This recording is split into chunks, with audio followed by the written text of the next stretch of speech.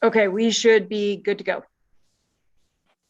Summer, can you go ahead and mute Mike for me? Thank you. Don't want to get him caught off guard. All right, everyone, welcome to our regular city council meeting, April 27th, 2021. We are now in our regular meeting. We just had a pre-council workshop, but it is 7:07 p.m. and I would like to call this meeting to order. And Summer, please take us through the roll call attendance. Okay, I have Mayor Emily Niehaus, Carly Castle, Deputy City Manager, Joel Linares, City Manager, Kaylin Jones, Moab City Council, Karen Guzman-Newton, Moab City Council, Lori Simonson, City Attorney, Lisa Church, Communication and Engagement Manager, Mike Duncan, Moab City Council, Ronnie Dressary, Moab City Council, and Tawny Knudsen Boyd, Moab City Council. Thank you. Section 3 of our agenda, citizens to be heard. Receiving public comments by phone and online through Zoom. We are requesting that citizens limit their comments to 2 minutes. Citizens have also been had the ability to fill out forms, the Citizens to be Heard form online. And to date, Summer, can you let us know at this time of day how many comments we've received? We've received 16 comment forms. Thank you. And now we'll move to the comments via Zoom, and I'm just going to take them as I see them. So welcome everybody. If you are watching on YouTube, be sure that you are just here with us in Zoom land. And I'll call on you as I see you, in the order that I see you. And please, I just ask that you state your name and the agenda item that you're calling to comment on. And that you please do limit yourself to 2 minutes. We've got a big agenda. So first up is Trish Hawkins. And you are muted.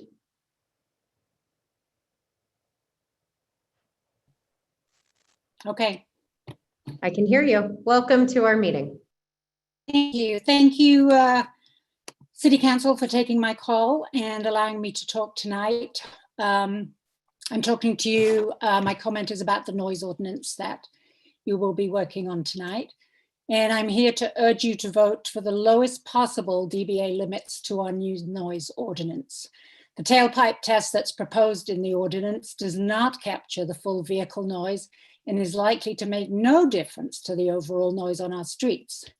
If passing this noise ordinance as it stands will not bring quiet to our streets, you have failed your constituents who consider the noise pollution in our town the #1 thing that they are relying on you to stop.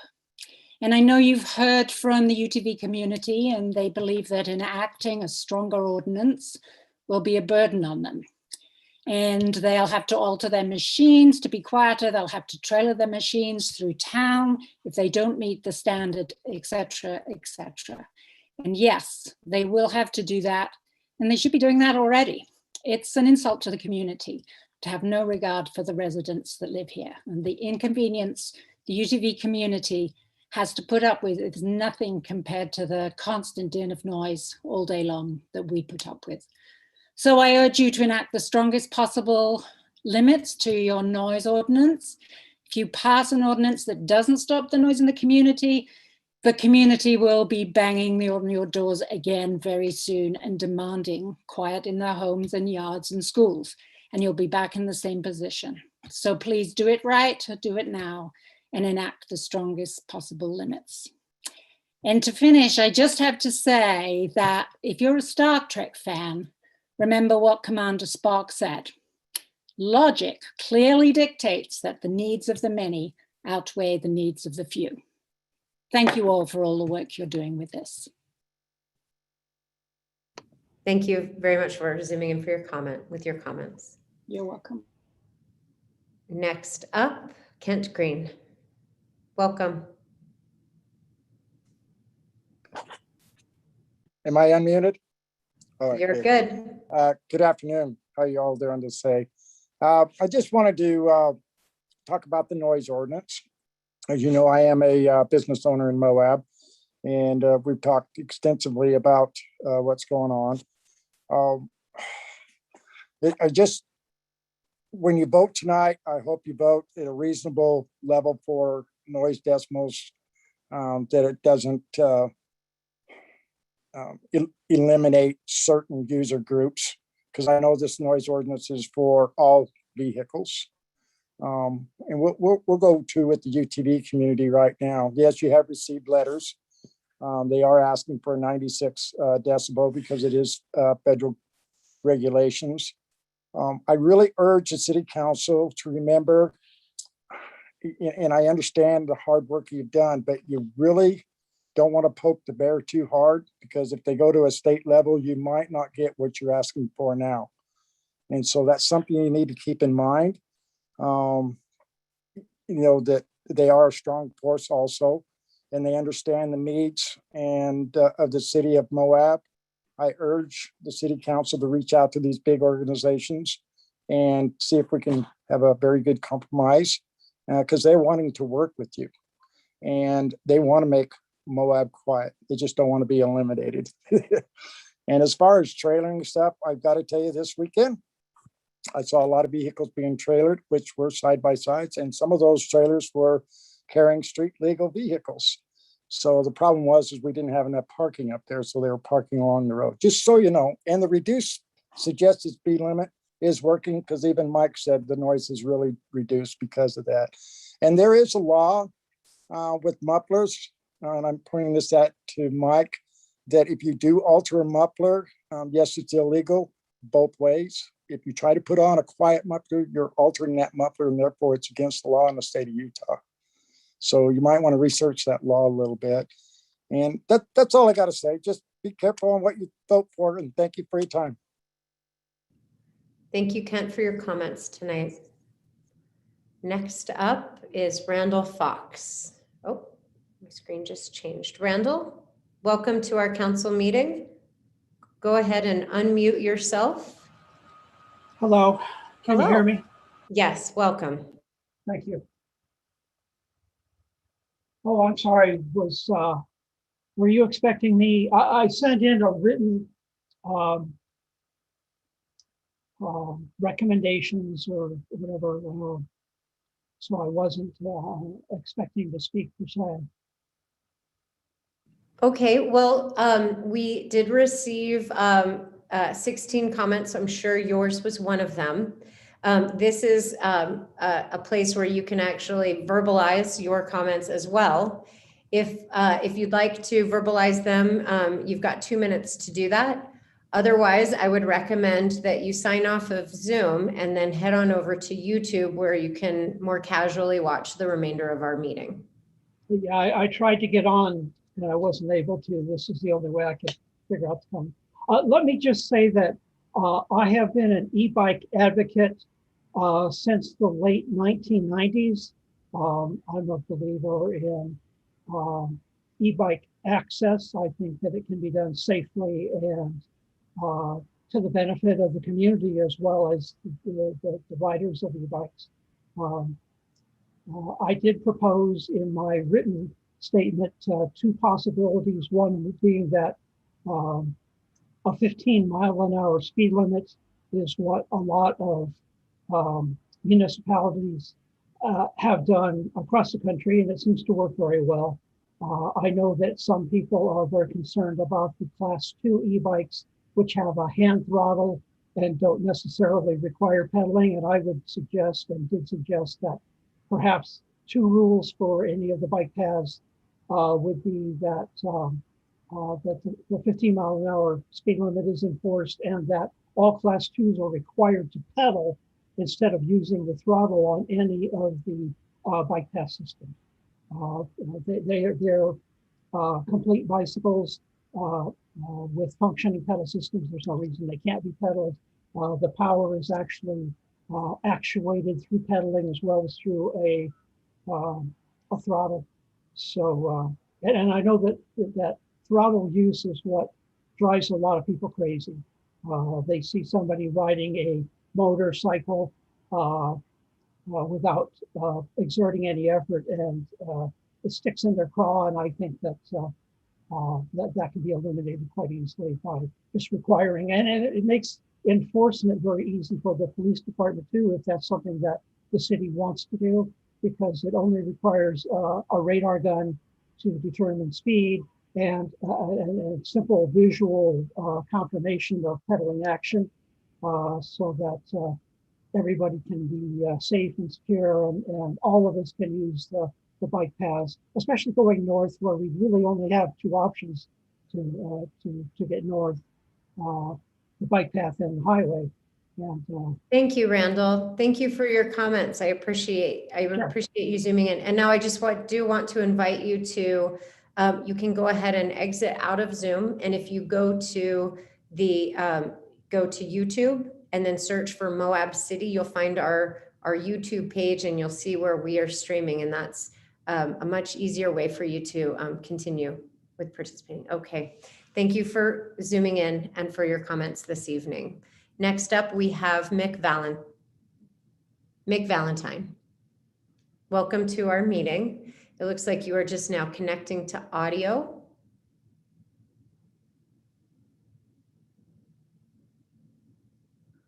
Summer, are you able to help Mick with his audio? I'm not, and I have shown that he's been trying to connect to audio since I let him in from the waiting room. So I'm not sure if there's something on that end. Okay, Mick, keep trying. We'll move on to the cell phone 260-0534. Go ahead and unmute yourself and welcome to our meeting. Please state your name and the item that you're going to speak on for our agenda. Can you hear me? I can. Okay. Hi, Emily. This is Pete Gross. Hi, and Pete. also a hello to the rest of the City Council. Thanks, Emily. So I want to comment on the noise ordinance and also affordable housing in Moab. So I met a homeowner yesterday who inspired this idea of market-based solution to address affordable housing. He lives adjacent to one of the busier intersections for UTV traffic in Moab. And so when I saw him, I stopped by and I asked him if UTV noise bothers him. And he said, as a matter of fact, he just put his home on the market because UTV noise is literally driving him out of town. He also said the realtor he listed with told him that he also has several listings of people leaving for the same reason. So I propose we scrap the noise ordinance altogether and give up any attempts to restrict UTV rental businesses. Let them run amok to their heart's content. We'll flood the housing market with real estate listings. Housing prices will plummet similar to the 1980s. The affordable housing problem will solve itself without city council intervention. We might even simultaneously solve the homeless problem. And if we don't have the patience to wait for the market to solve the housing problem, we could amend the current noise ordinance to require UTVs to be at least as noisy as loud semis. That wouldn't be too onerous because many of them already meet and easily exceed that standard. So anyway, that's what I wanted to share with you. And I appreciate all you guys are doing. You guys have been dedicated to this, and I know it's a tough issue for you. And I assume you probably recognize the satire in my comment. Thank you for your comments and for your unique perspective and proposal. Okay, thanks, Emily. Take Thanks. care. Okay, Mick Valentine, you are up. Go ahead and unmute you, or Summer, if you can unmute him or her to help the process along. I can ask to unmute, but I can't unmute. Got it. We will move on to whomever is area code 2. Oh, no, Mick, Hello. welcome. How you doing? Yeah. Good. Welcome to our city council meeting. Thanks for Thank you. Zoom calling in. Yeah, I just wanted to go over the e-bike thing. Basically, that the chap who was speaking before, I think, made some very good points, and I feel that I think class ones are a wonderful thing. Just the pedalics, pedal assist, classed as non-motorized, under 250 watt motors would be great on the bike path to access arches, the parks and whatnot. And I think just kind of making a ruling to try and define the bikes as you're working on tonight would be a wonderful thing. And the class 2s and certainly the class 3s, I think the class 3s should be ruled out and just, stick with the class 1s or possibly the class 1 and class 2s for people with disabilities and whatnot. So just wanted to add that comment. Thank you for zooming in and for your comments tonight. We All right, cheers. appreciate it. We appreciate it. Next up, we have area code 201. This is Cliff Kuntz from Ride with Respect. Hi, Cliff. Thank you so much for calling in with your comments. And thanks for the time. So I would just like to tell the council that I sent a letter about the noise ordinance, and I'm sorry it's 10 pages, but there are a lot of mostly technical aspects that I think are still very important to look at closely before you approve anything. It's not that I want to stall this process, but I think we should get it right in the coming days to show the state legislature that they can rely on you to regulate sound. And Ride with Respect absolutely wants to quiet down the louder vehicles of all types, but we don't want to let the perfect be the enemy of the good. Kent's comments I partially agreed with, but the one about altering vehicles, mufflers is misapplied. Yes, you're not allowed to alter them in terms of cutouts, bypasses, or other things that would take away the muffling function, but you can certainly replace them with any functioning muffler that prevents excessive or unusual noise as far as the state is concerned. And in fact, that's an important part of the solution for many vehicle types. However, that raises a good point about modification, because a lot of, in particular, the EPA labeled motorcycles are modified internally in a way that you can't verify externally. And so simply relying on an EPA label will not suffice to address the noise problem. And in fact, it'll wind up more than inconveniencing some riders who have reasonably muffled bikes, some of whom can't actually find EPA labeled mufflers to install. The final thing to say is that I had heard about your 16 comments, but then I also heard from the American Motorcyclists Association that over 330 comments were sent to both the county and the city, including some unique writing and some residents of Moab. So I'd just like you to help me understand the numbers, and thank you for your time. Cliff, I want to thank you for calling in, and I want to thank you for your tireless advocacy for your user group and the education efforts and outreach that you've put into this topic. I'm very grateful to you. guys haven't been slouching either. So Thank I you appreciate it likewise. Thank you so much. Have a good evening. Summer, is anyone else in the waiting room? No. No others are out there. Okay. Well, then we shall move on from citizens to be heard to section 4 of our agenda, administrative reports, city manager updates, COVID updates, and fire restrictions. Joel. Thanks, Mayor. We are going to hear tonight from Lisa, our Communications and Engagement Manager, Lisa Church, and our City Finance Director, Ben Billingsley first. So I'll turn the time over to Lisa and let her start.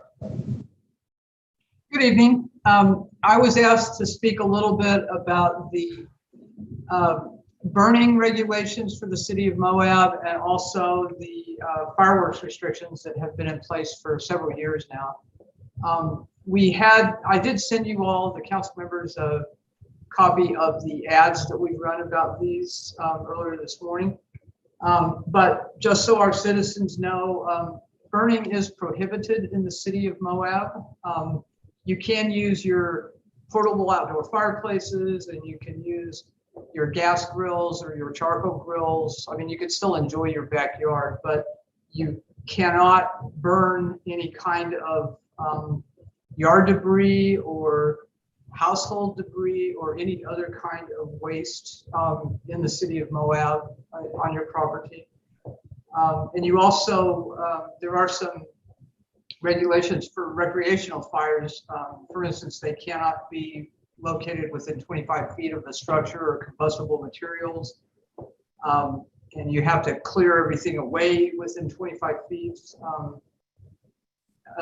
Pile size is like 3 feet if you're doing like a little, fire pit fire, and 2 feet or 3 feet in diameter or 2 feet and less in height.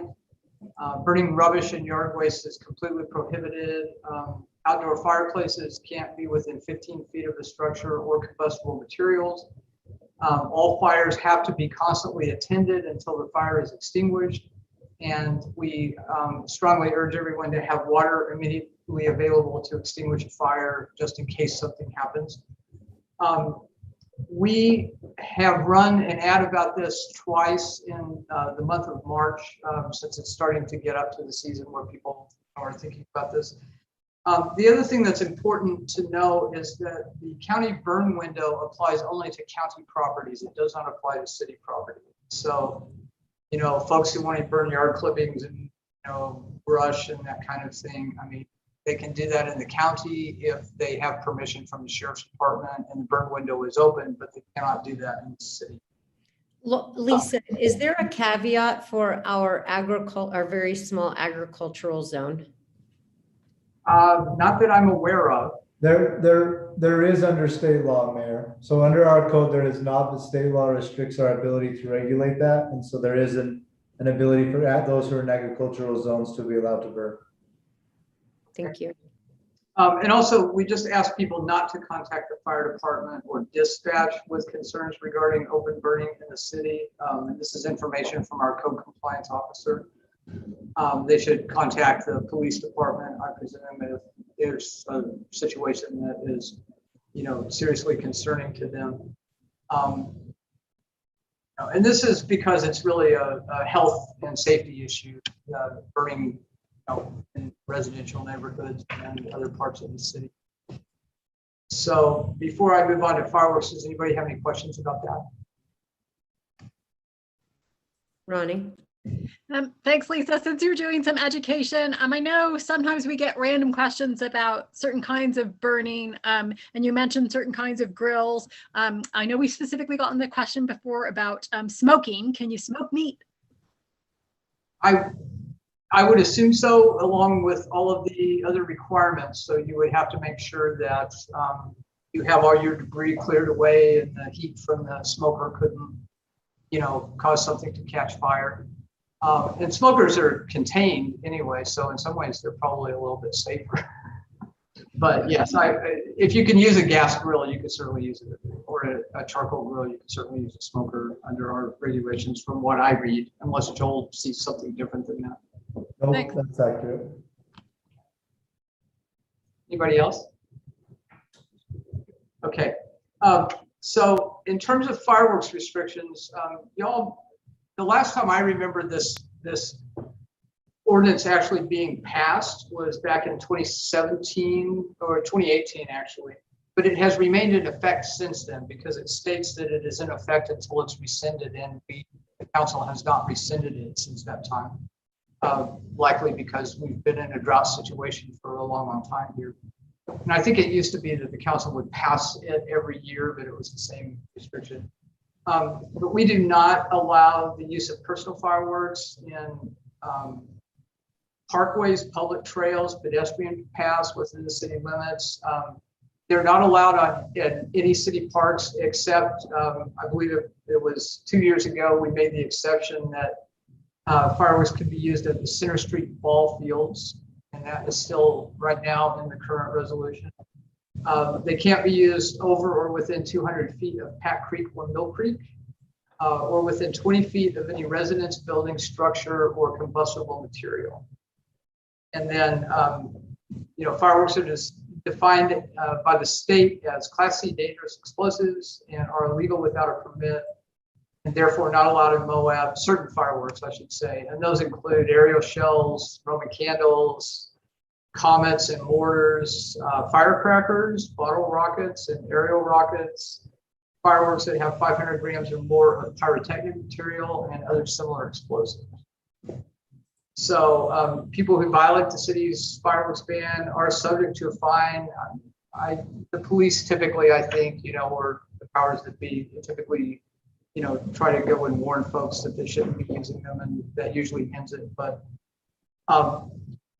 so, basically, because of the dry conditions in and around Moab, we haven't really allowed the use of fireworks for several years now, except for, what you can use like out in the street if you're within your 20 feet away from, residential properties, et cetera, and brush. You can use them, for personal use, the ones that are allowed by law.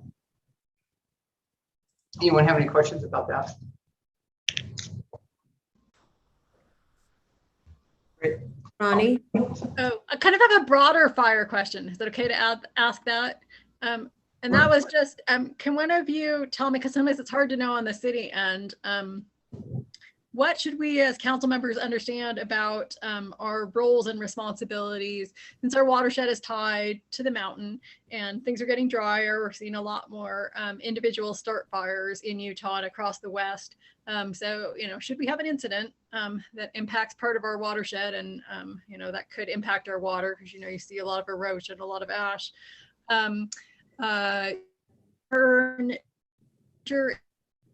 That, and then is the city manager interfacing, I suppose, with Forest Service and the police department and the water department? I just realized it's something we're seeing more across the country, and I just wanted to know what I needed to do if it happened. It kind of cut out. I only caught a portion of it. Okay, well, I'm just wondering, just a little scenario training for us as council members. Should we see a large fire in the LaSalle's, that could feasibly impact our watershed? And from the city council perspective, who do we turn to in an incident like that, where we might actually be seeing impacts on our water supply, but then also just for that level of emergency response? In that case, at the city, are you as the city manager interacting with the Forest Service and the fire department here, and we're just turning to you for information? I can reach out to them. I haven't in the past been consulted about their fire policies on the federal lands, but I can definitely reach out to them and start setting that up and get more information. Carly's got her hand up, so maybe she has some info on that. Yeah, sorry, I didn't mean to interrupt you, Joel. I think there are a couple of options. One is we interface via like their forest management planning. I know we're developing some comments. So we talk about like their fuels management as one of the things, because we're a stakeholder. Like you said, we care about it not burning. And then when it comes to emergency response, if it came to some sort of catastrophic event like that, you may recall that we mentioned developing a water shortage contingency plan. And doing that over the next year. So that would be like a scenario conceived of in that plan, like what the emergency response is, and long-term how we would want to recover. Okay, great, thanks. Yeah, maybe if we can just work that in, just because it's a scenario we're seeing more across the West, and it'd just be great for us as council members to know what our roles and responsibilities should be, and also how to stay out of the way, not be part of the problem, how we can be most helpful. Thanks. The last thing that I just wanted to mention, so that our residents know, and visitors as well, is we have created a page about OHV use in the city on our website. And there's actually a link right on the website on the homepage under the Help Center for OHVs on city streets. And you can click on that and it'll take you right to the page. We have all of our current information, and as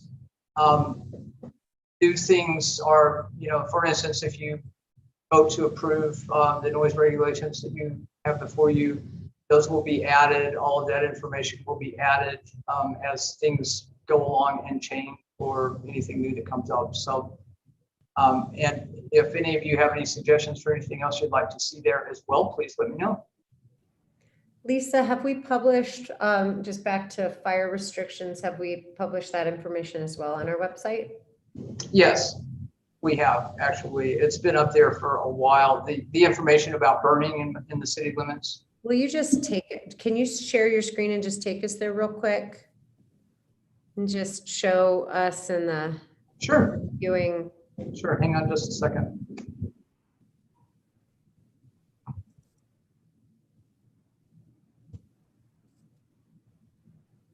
Thank you.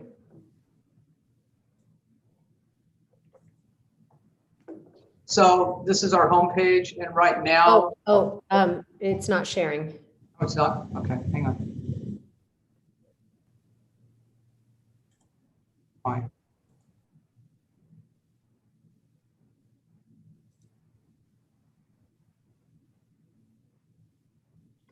I was having this problem earlier. I couldn't get it to click over to the share. It might be an internet. Yeah, well, I'm here in the building, but Oh, am I still here with you all? yes. Okay. Huh. Yeah, it was showing on my end that I was sharing, but no one else could see it. Yeah, that's what it looks like for me too. Hang on a second. No worries. Just walk us through it. So moabcity.org/. Actually, it's right on the homepage. If you The fire restrictions are? Yes, it's right under news and announcements, and it's been up there for quite a while. But Okay. I'm leaving it up, and it's all this information. There it goes. Okay, Thanks, Summer. sure. So it's right here. Perfect. You can see that, and that's just right down there. You know, we don't have a page dedicated to this, but we certainly could if y'all feel that that's necessary. I mean, it's in the code, obviously, and the code in this notice that's on here is actually included, so people can look it up if they want to and see what all the definitions are, and also the state code as well. Will you go Lisa, I back guess one? if it's easy to add it under, you know how you can go on our webpage to the residents page and we have all those tabs for different things like Yes. recycling. I don't know. I mean, I guess personally, I could see how that would be useful, but that might just be me. I mean, I know I found that page useful before for all those other things on there. Sure, I can put a little link under there. I'm going to be working over the next little while to try to organize that page a little better so that it's easier for people to find things. So yeah, I could definitely put a link to our burning regulations on there. It's no problem at all. And UTV? If you scroll down, the UTVs are right on the main page, right there. Yeah, but what Ronnie is saying is under the resident link as well, we could do fire and UTV. Yeah, we can have a link to OHVs as well. Yeah, sometimes it just helps in two places. That way, if we change the design of the homepage or the priorities on it, yeah, it's Okay. Absolutely. Thank you. Lisa, right. anything else from you tonight? Nope, that's it. Thank you so much. Joel? All right, Mayor, Ben's going to talk to us about a tentative budget summary he has and a couple other things real quick, and we'll move forward. Yeah, I just had two quick items. The first was for the current fiscal year, I did an entity level budget review and found that on the fund and department level, we're well within budget year to date. So that's good. And revenues are above budgeted levels. So we have a few items that we'll need to address in the year-end budget amendment, but for the current year budget, we're doing great. The other item relates to the tentative budget. Something I wanted to bring to your attention was let's see if I can share my screen. Can everybody see that? Is my screen up? Perfect. So for the tentative budget, I created a citizen's guide to the budget. So if you go under your government, budgets and audits, this document is available here. Just by clicking on that, you can open that up. This is something that you as council members can direct the public to if they have questions about the budget. Basically what this does is it just outlines our budget on a very high level and simple level. I know we like graphic illustrations, and and charts. We have plenty of pie charts here showing what our revenues are and where our expenses go for the general fund, our special revenue funds, and enterprise funds. So it's a pretty quick and easy to digest. My goal was that you could hand this to a resident and they could understand our budget on a high level within about 5 minutes. So that was my hope in doing that. Ben, what's going on here? Last meeting, you bring out the waterfall. This meeting, you bring out the guide for residents. Did you guys notice a little pandering to those of us who are older? Did you notice how the sales tax was eating the other taxes, kind of like Pac-Man? Those of us who are older appreciate the cultural reference. Ben, you're doing a phenomenal job just out the gate. I'm very grateful that you both are just diving right in and understanding the finances and come from the municipal finance background, but also understand the importance of that transparency and communication of the budget. Thank you so much. I look forward to working with you through this budget season, getting our budget ready to pass. So thank you. Anything else? Nope, that wraps it up for me. What a great presentation. Thank you. Joel? Understand the importance of that transparency and communication of the budget. Is somebody on YouTube?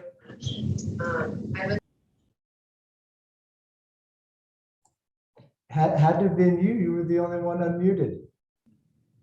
That didn't make any sense. It Anyway, looked like it was Lisa, actually. it might have been Lisa. Yeah. Anyway, okay, Joel, anything else? Yes, real quickly, we did finalize an offer for a Parks Rec and Trails position. The housing has been, she's acquired housing for that position, and so we're going to announce that hire here in the next week or two, but we have finalized that. Because of the housing and the way it's working out, they're not going to start till about mid-June, because that's when their housing becomes available. So housing runs our lives in every aspect down here. There's no doubt about that. COVID, we've moved to a high transmission rate. I talked to a representative of the health department yesterday. We're over 50% of residents in Moab have their vaccination. And so we're climbing that ladder and getting to where we need to go, but our transmission rate is really high right now. I checked yesterday, we had 84 cases. We're still under a mask order until mid-June. Please everyone wear your mask, and we're close to being done with this, but stay focused and let's get to the end. I encourage everyone who's willing and able to get their vaccinations to do so, and wear your mask. City Hall is still open to the public by appointment. We're still taking walk-ins for payments and other things, and so trying to continue to operate. We're still planning a 4th of July event. CDC released new guidelines today for outdoor activities, especially for those with vaccinations, and so we're planning on that being another 2 months away and continuing down the path we're on. So we're still continuing to plan the 4th of July and other outdoor events and markets and other things. And so plan on moving back to our new normal, but we're not quite out of the woods. And so just want to encourage everyone to keep doing what they're supposed to be doing. I was out of the Moab Valley, the Spanish Valley last week, and there's a whole different world out there. It was pretty wild. So everyone wear your mask. We're the only high transmission place in the state at this point. Just stay focused for a little while longer. That's it, Mayor. I was going to ask if we wanted to discuss having our next meeting in person or via Zoom. And so, Council, I just want to ask you, the intention was to have our next meeting in person. And I am very concerned about having good participation with a hybrid Zoom and Council. I'd prefer to just go back to call in and in person. I think that's just easier. But regardless, how do you all feel about in person for the next council meeting, us now being in high transmission? Is anyone not comfortable meeting in person for our next meeting? for May? I'm just counting the number of days after my second vaccination. So one moment. Tani? I'm not uncomfortable, but I can't speak for the entire community. I don't know. I'm kind of on the fence. I'm okay, but that's not everybody. I'd like to see how the case counts progress. It seems like we are in a strong upward trend, and I'm not sure either about my own comfort or the example that we're setting. I kind of feel like a couple of weeks ago, I thought we were headed in a good direction, but that has changed. If we do move to in-person, then I would kind of like the meeting to be similar to the ULCT conference, where people in the room either are fully vaccinated 2 weeks out from their last second or final vaccine, or a very recent negative test, and masks. Hey, can any of you guys tell me, I'm always the last one to know, what precipitated? Does anybody know what the high case count? I mean, I'm stunned, really. The state health department said they couldn't find any specific reason, but how could it not be just the sheer number of visitors we have? Okay, thank you.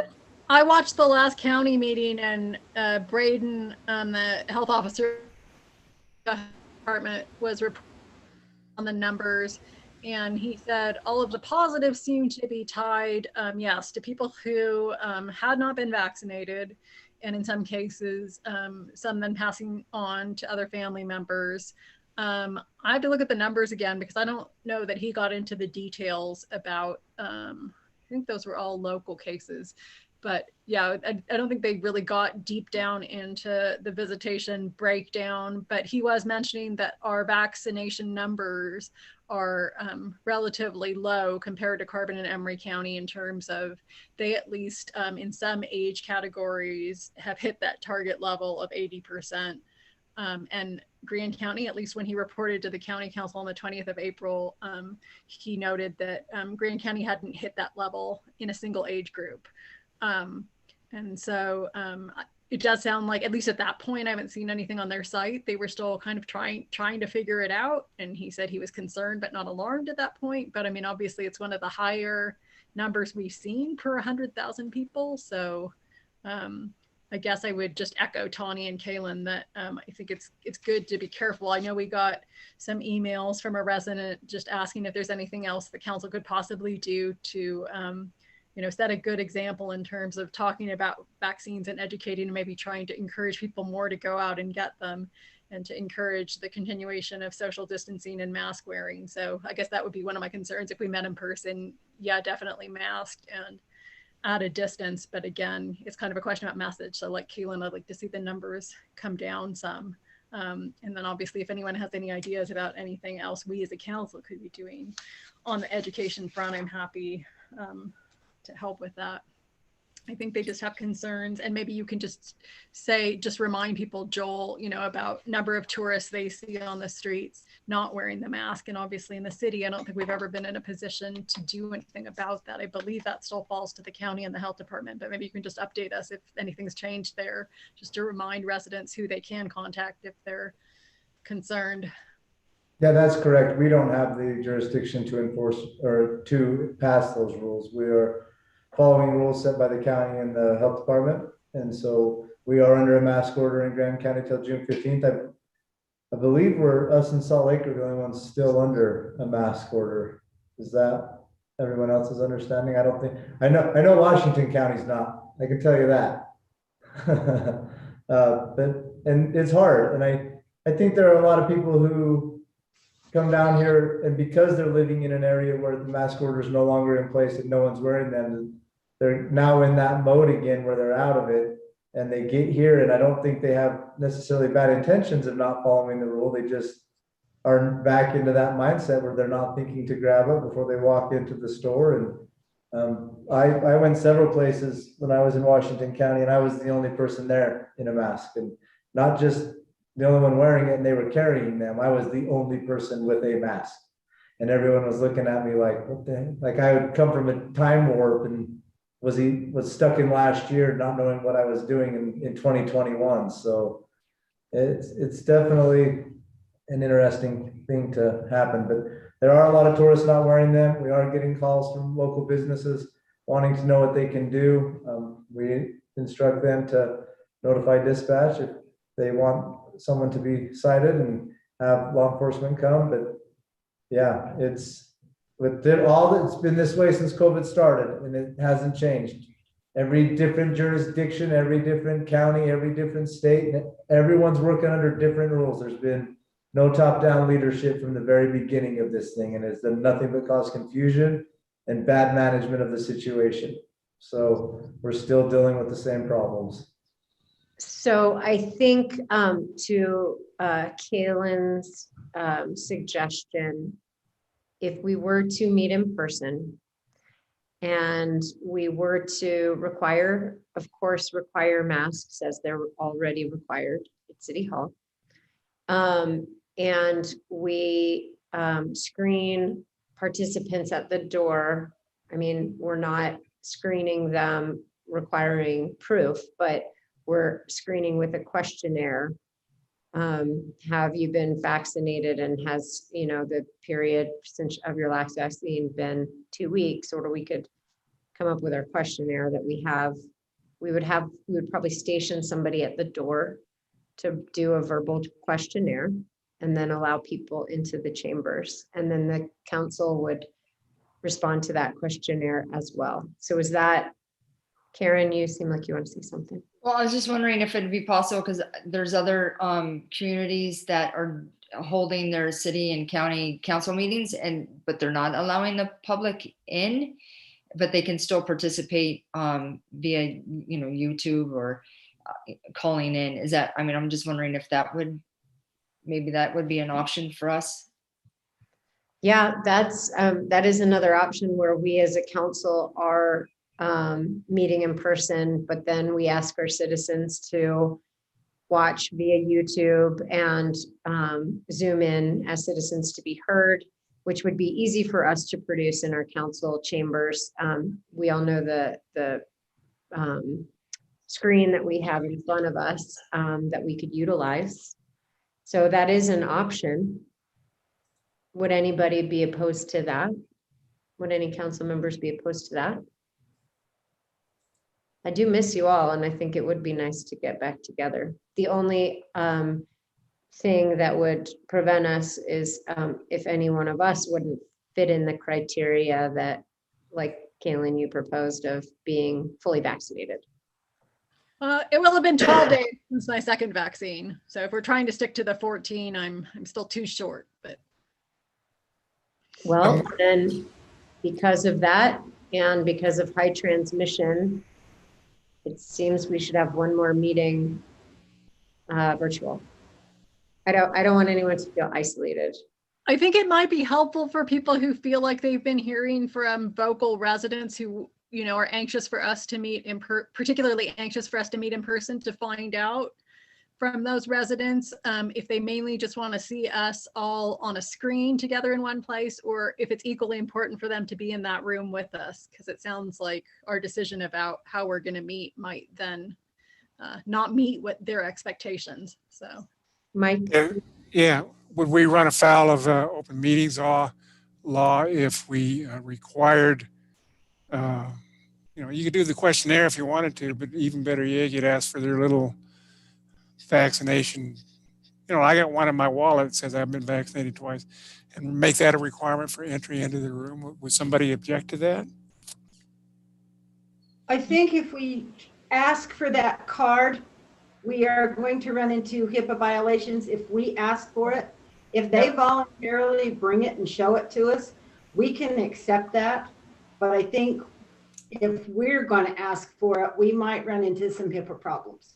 HIPAA covers conversations between us and the healthcare provider. So the asking for the card would not be a HIPAA violation. It's if we contacted their physician to try, or a healthcare practitioner to get information, that's what HIPAA covers. Yeah, Yeah.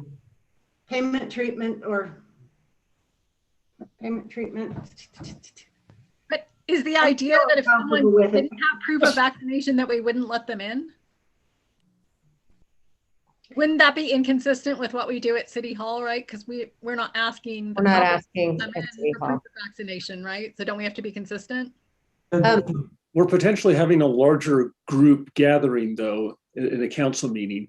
And I was a little surprised that wasn't asked of us at ULCT, given the size of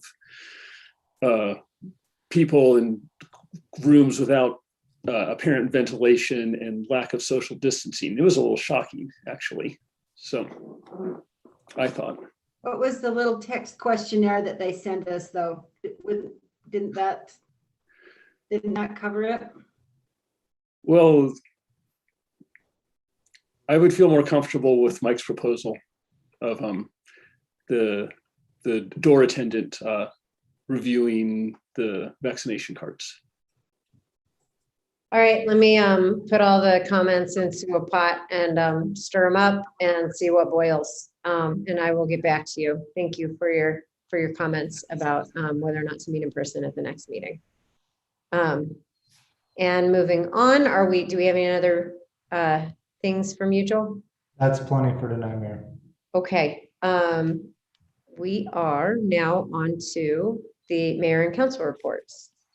And it is 8 o'clock, so let's see. As you all know, I'm a board member for the League of Cities and Towns, and so I had both my board meeting as well as some gatherings as a board member, and attended the mid-year conference. At mid-year, I just want to share the highlights. I attended the women's lunch, and Tani and I sat next to each other, which was very nice. Holly Richardson spoke. She was a representative in the House here in the state of Utah. Very, very nice message. I actually sat on a panel on communicating with legislators.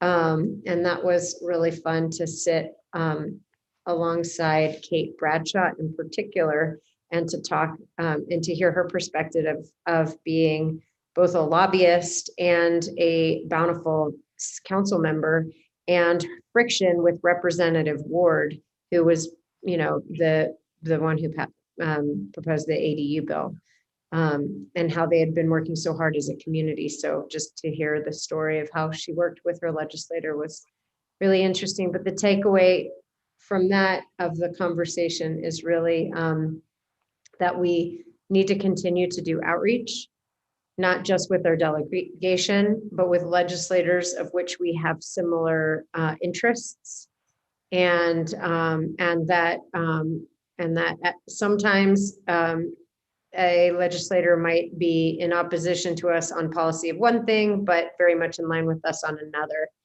And so I'm hopeful that we as a council can support future interactions and events with having legislators down here in Moab, because it really does help us tell our story. Dr. Brooks, he was the keynote. He spoke about leading with love, and that sure was a great message.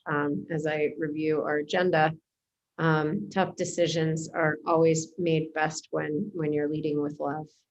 It's a good place to be. I attended the Rural Resort Hub caucus. Several of us did, and we are planning to meet again and maybe have a more formalized caucus, so that we can be more effective in certain asks at the legislature. So I am hopeful that at least the mayor and a council member can regularly attend and work on issues with that caucus. What else?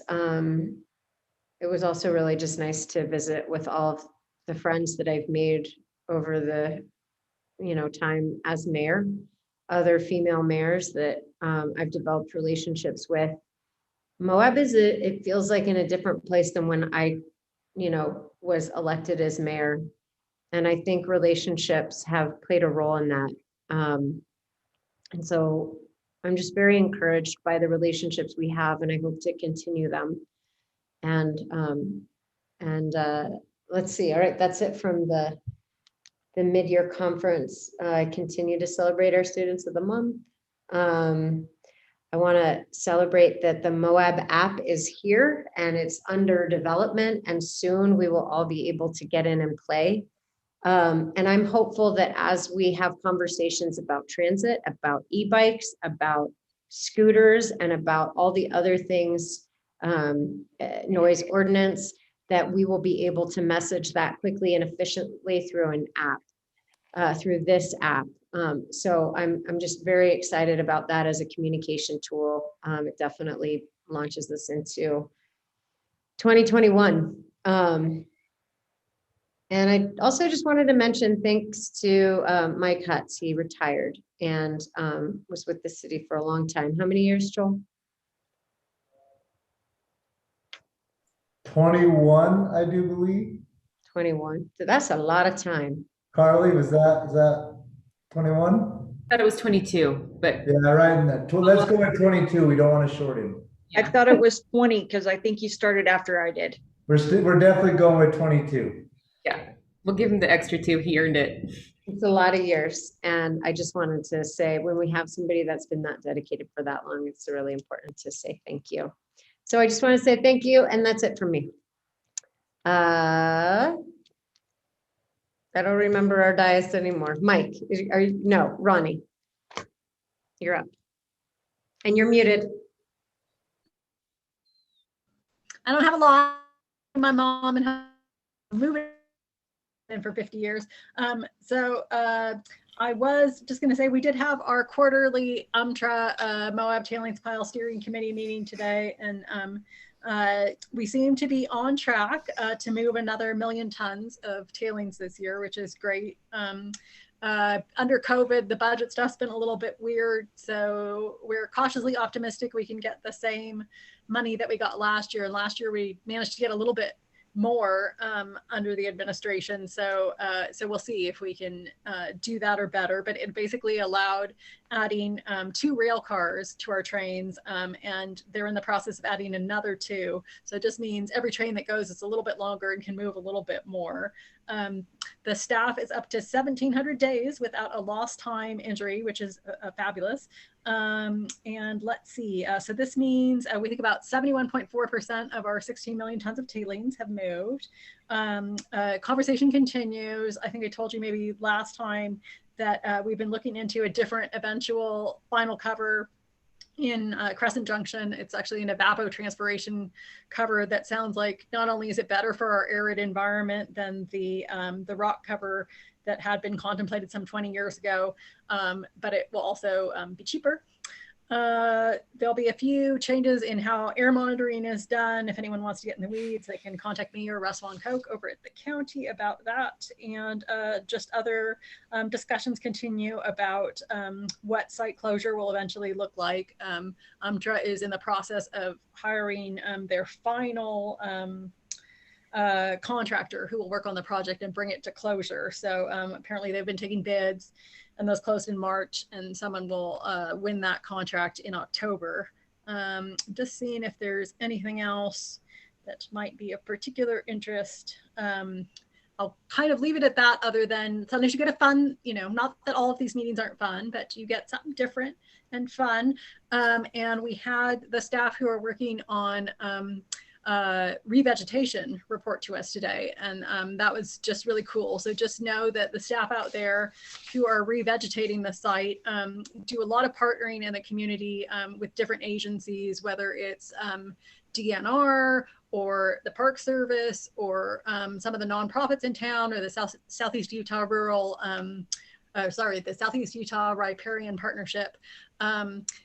Just in terms of trying to figure out knowledge that they can share on the most efficient ways to get native plants into that area, so that when it is closed, it's in better shape. So just a lot of cool partnering going on there. I think that's it. Thank you so much, Ronnie. Mike, you're up. Chuck Williams put together a very nice meeting with Mark Stilson and Ken Combe. He's the water consultant who's been working for the city, and Ken has gotten heavy into Phil Gardner's report, the one that precipitated a lot of interesting safe yield issues. So, at any rate, it was a great meeting, and I've been this is one of the things I've been spending hours and hours and hours with is trying to reconcile different estimates of how much water we have to use, and come to a conclusion that we can do something about. Mr. Stilson would rather wait till we narrow the arrow bands, but that's going to take years, kids, and this is not like Cedar City, all right, where you can, oh, gee, you've been mining the aquifer. Don't worry, we'll just go dry land farming for the next 30 years and we'll be back to normal. We're making commitments to subdivisions that we can't take back in order to replace water that we shouldn't have taken in the first place. So there's that aspect, so that's been kind. I want to thank Oscar and Emily. Here is, ladies and gentlemen, can you guys see this little guy? This little part right there is the microphone. That's your noise sensor. And this part is the computer and Wi-Fi interface. It's amazing what you can buy for you're looking at $30 worth of parts and about 10,000 hours on my part to make it all work. But one other thing I want to throw at you is we're about to pass noise ordinances. The interesting thing will be how effective it will be at really making the town quieter. And we'll all have our perceptions, of course, and those count the most. But we could also get a quantitative estimate on what the noise has changed, if it's changed around town by making about a half a dozen of these things. They wouldn't necessarily have to have a sign on them. They just put a little cell phone, basically with a local Wi-Fi hotspot there, and report back to a central station, and you can keep all the statistics that you want. So a year later, we'll know exactly if the town got quieter or not. So that's something I want to talk to you guys about, and it won't be too much longer before I'm going to get out of the garage shop mode and start talking to a entrepreneurial workshop. There's a lot of startup people that sponsor, that take garage shop startups like mine and turned into real products with real uses. So I'm looking forward to that. Mike, I need to ask you if you'd be willing to serve on the Castleland RC&D area board. It's to apply your water knowledge to that board. It's been requested by Sam Cunningham. Not sure if you know her, but something to think about that you and I need to talk about soon. Okie dokie. Okay. Thank you.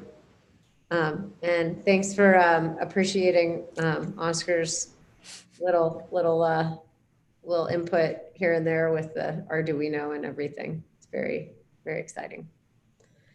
Okay, Tawny. Okay, I did not attend Housing Authority because I was in Grand Junction at a doctor's appointment with my husband. But according to their minutes, Cinema Court, the MAPS project, and Virginian are all 100% full. In total, there are 112 people on the waiting list for 1 bedrooms, 82 families on the waiting list for 2 bedrooms, and 35 families on the waiting list for 3 bedrooms. So housing continues to be an issue. Wingate Village Phase 1, a retaining wall is being built and landscaping is being worked on, and it will be completed after the retaining wall.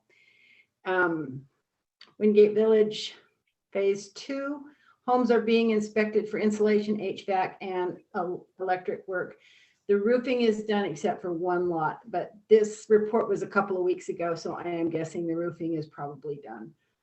Arroyo Crossing, the first 4 homes have been approved by USDA, and the next 5 have been submitted.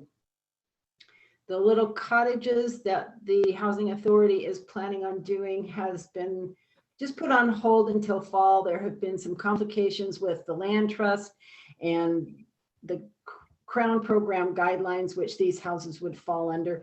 It just needs some sorting out. It's not been scrapped. And HASU is contracted to administer and enforce the county's high density housing overlay program. Let's see.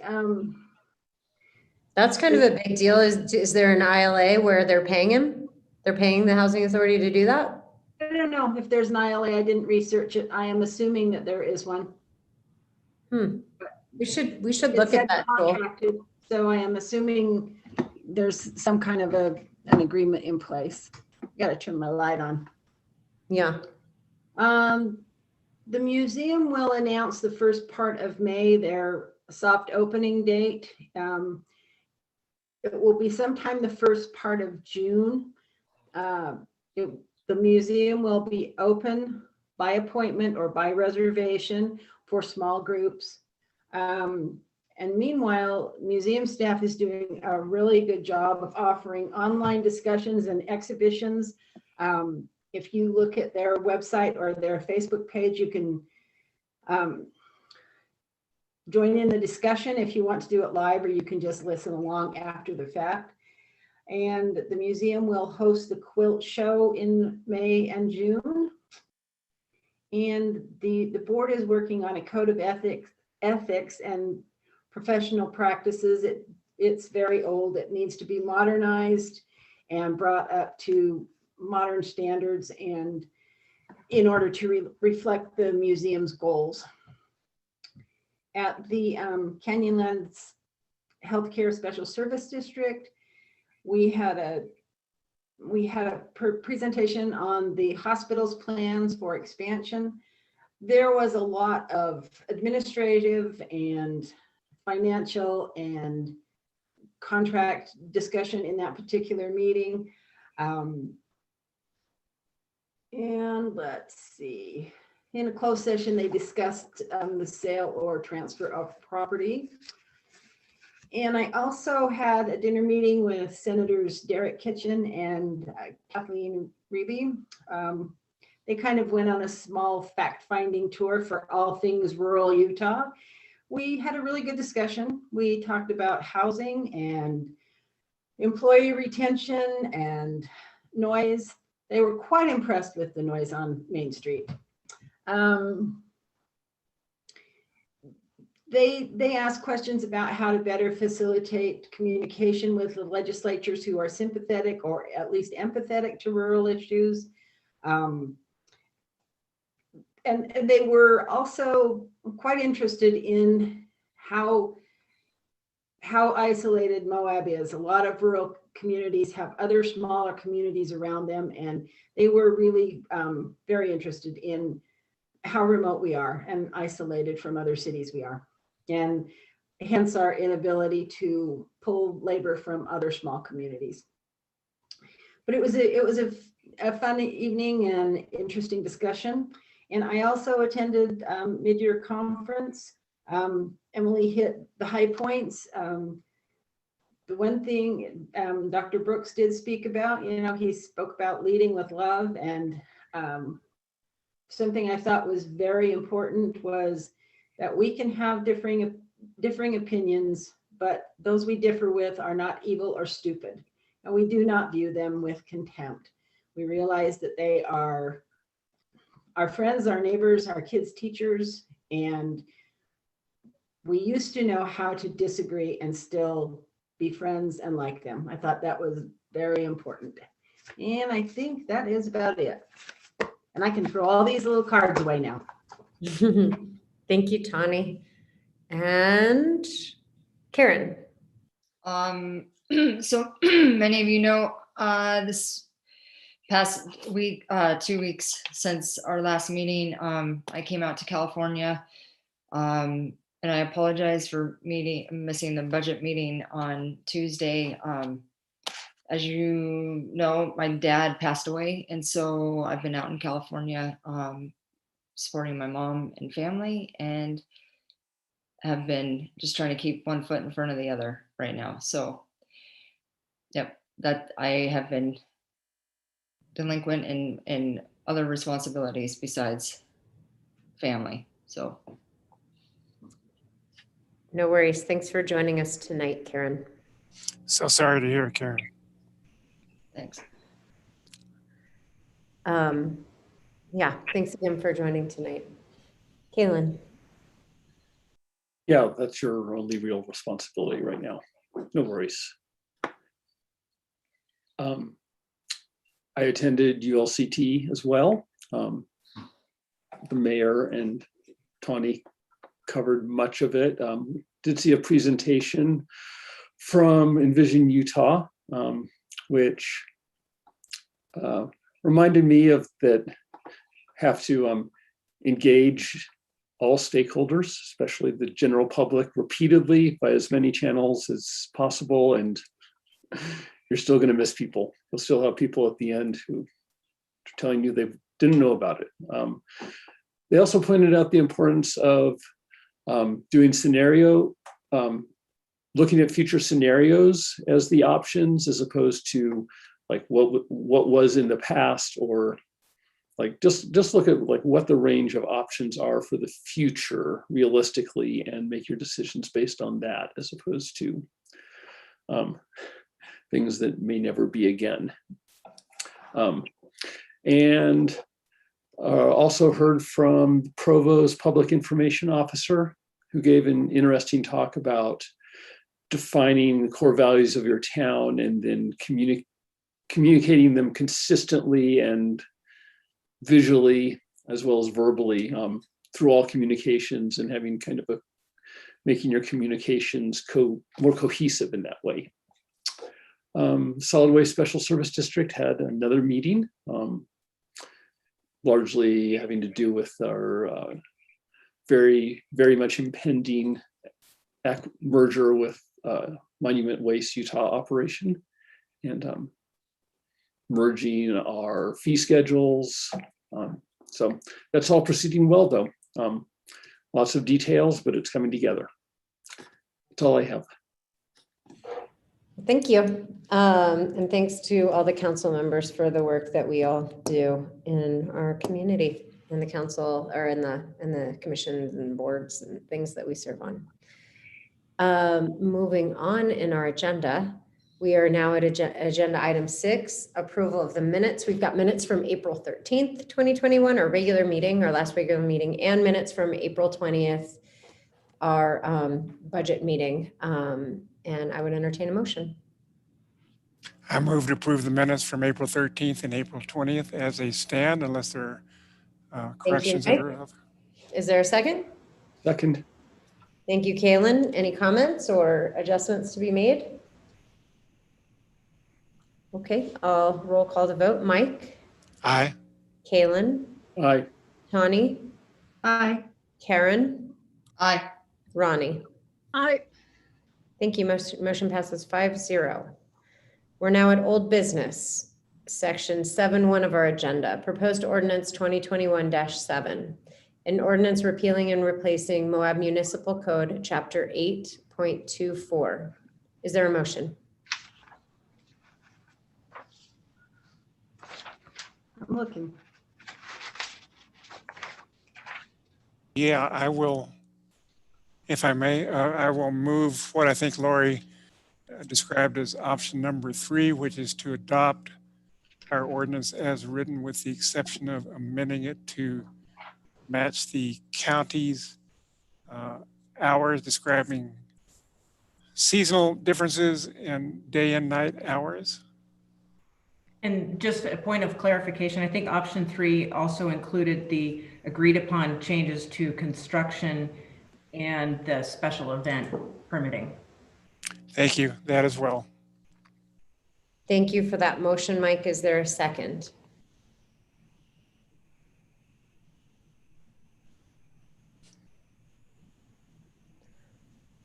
One last moment to second Mike's motion. Okay, that motion fails due to lack of a second. Would anyone else like to make a motion on this item?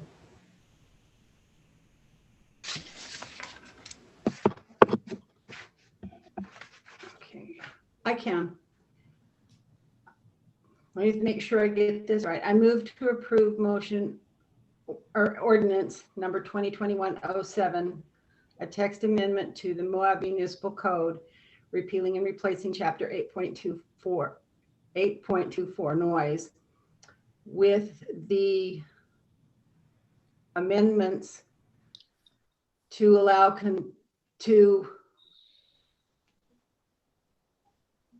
construction from 8 a.m. to 6 p.m.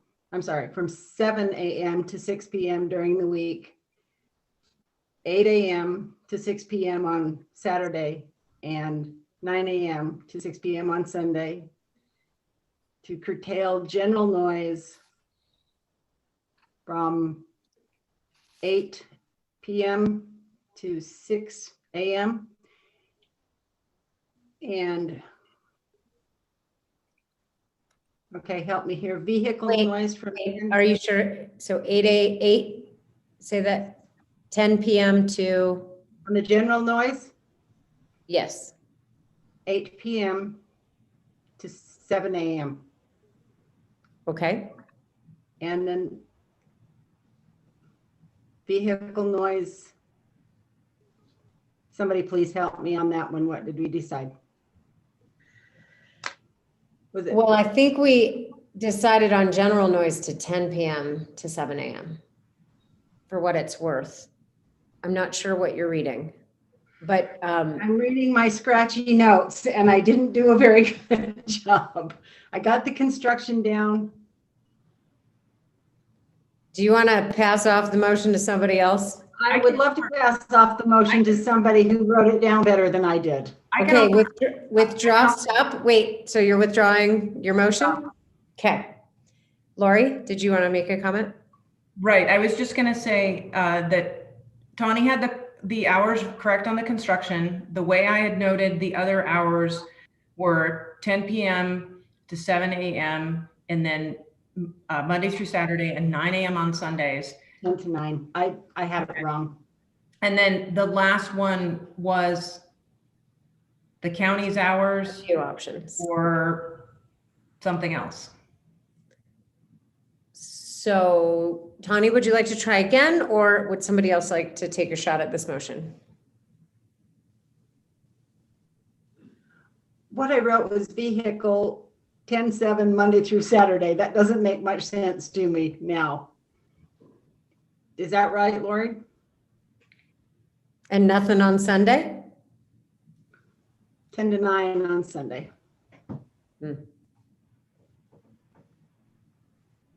Okay. I move to approve ordinance number 2021-07, a text amendment to the Moab Municipal Code repealing and replacing chapter 8.24 noise. With the changes to the text amendment to allow construction from 7 a.m. to 6 p.m. during the week, from 8 a.m. to 6 p.m. on Saturday, and 9 a.m. to 6 p.m. on Sunday. The general noise ordinance is in effect from 10 p.m. to 7 a.m. Monday through Saturday, and from 10 p.m. to 9 a.m. on Sunday. And vehicle noise will be enforced from 10 p.m. to 7 a.m. 7 days a week.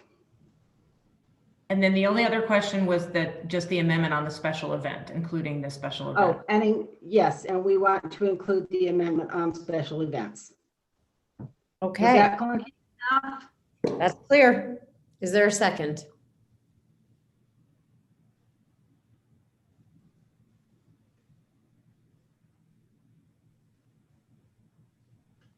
I will give it one more moment. Ronnie, would you like to second? You get either to second or not. Are you seconding? Okay. No, I don't want a second. I was going to ask if Tawny would entertain a wee amendment. So I will sit back in the wings here. No, I will entertain a friendly wee amendment. Okay. And the wee amendment was just on vehicles, 8 p.m. to 7 a.m.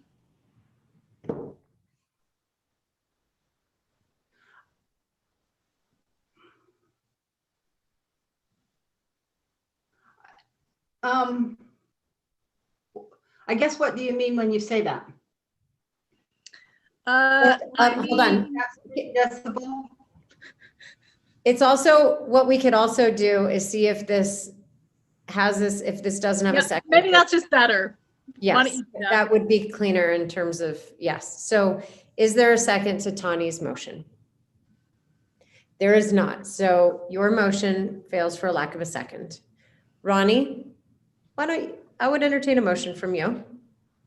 Well, I mean, do you want a motion right now, or which discussion be good? I mean, if you want a motion now, I'll make one, but. I want a motion. Oh, okay.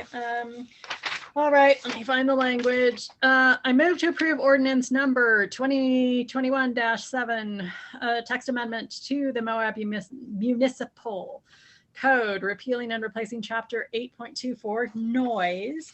That said, setting construction hours, and I understand these to be exemption from the other. Lori can tell me if I need to, whatever I need to stuff in there. So construction, and do I need to include landscaping, Lori?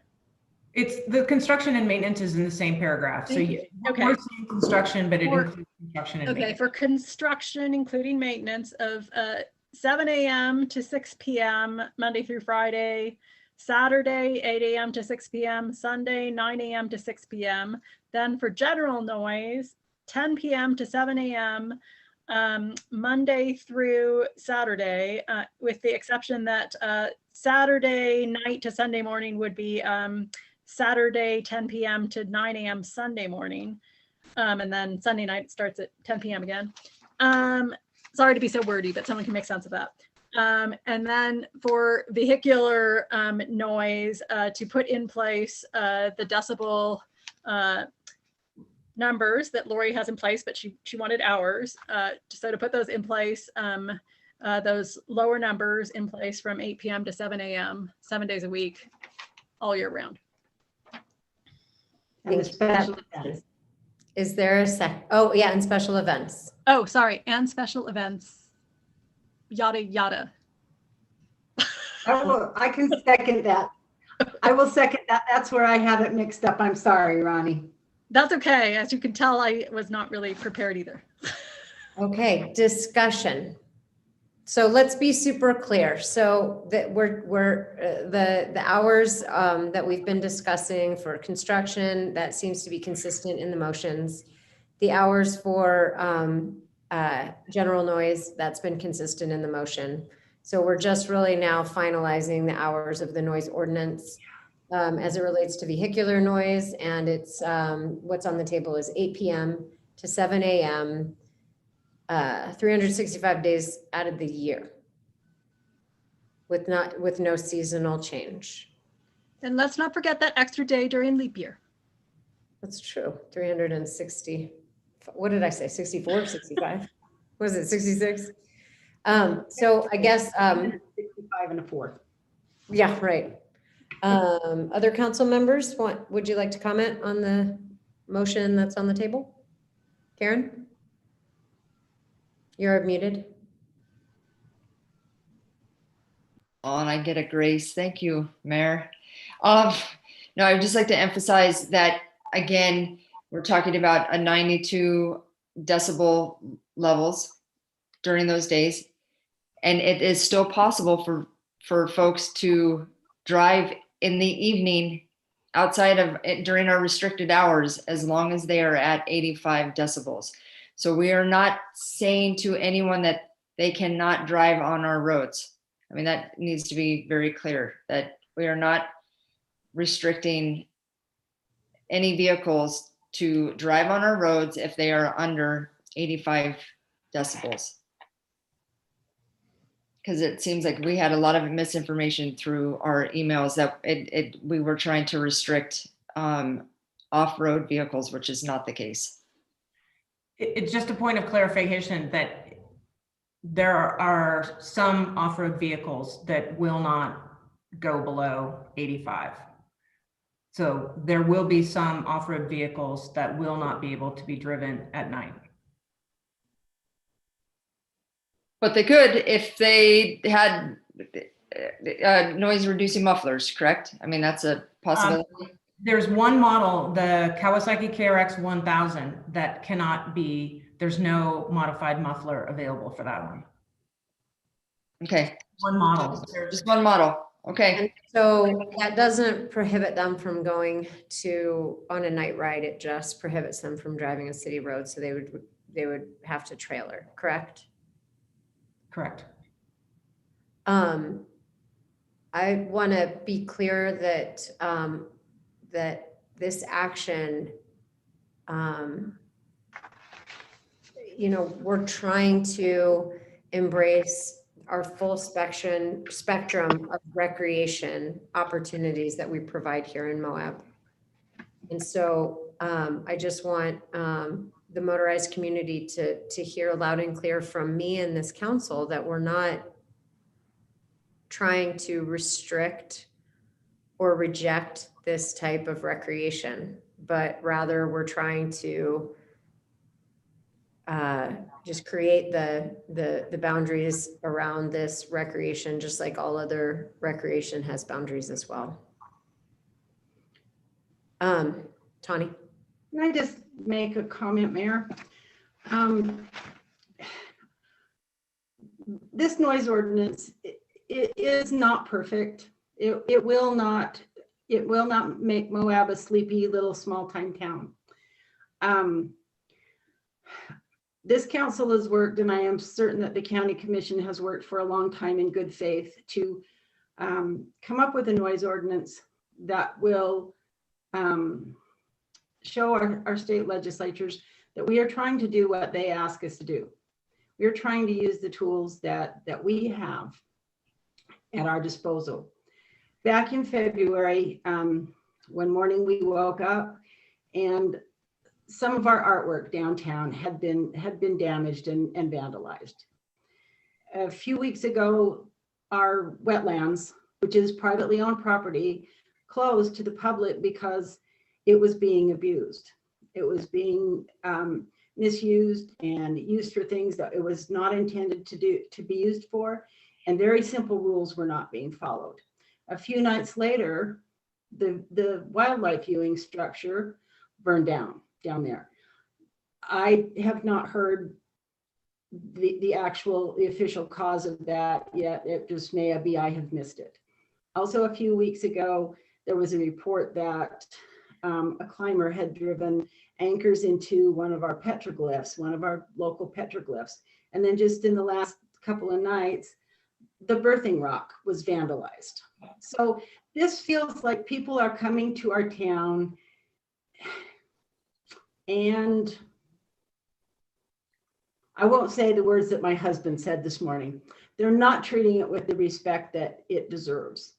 And all we are trying to do with this is make our citizens' lives as calm and peaceful as possible. We work for the people who live in Moab and who elected us. We don't work for people from New Hampshire and New Jersey and Missouri and Tennessee or Montana or California or Arizona. Yes, we want them to come and visit and we want them to enjoy it, but these are our rules. And this is where we have been, this is where we have landed based on decisions that were not made by us years ago. So yes, come visit, but please respect our residents in our town. I do feel like this, thank you, Tawny, for that. I do feel like if this noise ordinance can create a more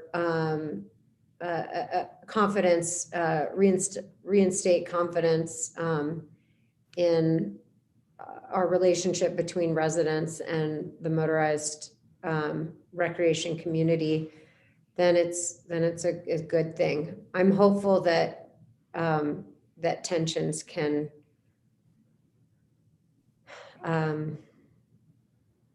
throttle down. Other comments? Mayor, I would just add that I've been involved in efforts to ameliorate this situation since I came onto the council, including being involved with the Throttle Down Committee, along with other members of the motorized recreation and citizens and travel council and we started with education and outreach. I feel like we've given that a real go, and we've taken that, I think, as far as we can go. And we did accomplish a lot in terms of educating as to the issues, as to just at the time that we started, there wasn't even like broad awareness of what the street legal equipment requirements were. And so in that respect, we've made progress, but obviously we haven't made enough progress with the central issue of noise.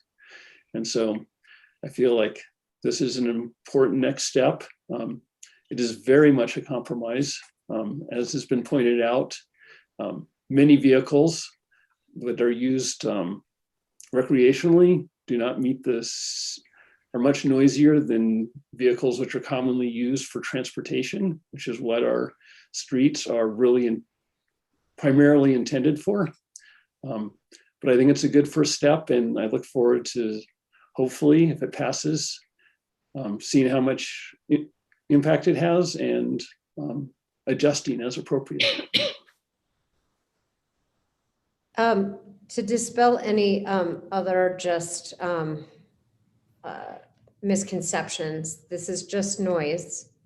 We're not taking any action against fleet size or business licensure. We have not put that on our agenda. We're not talking about that.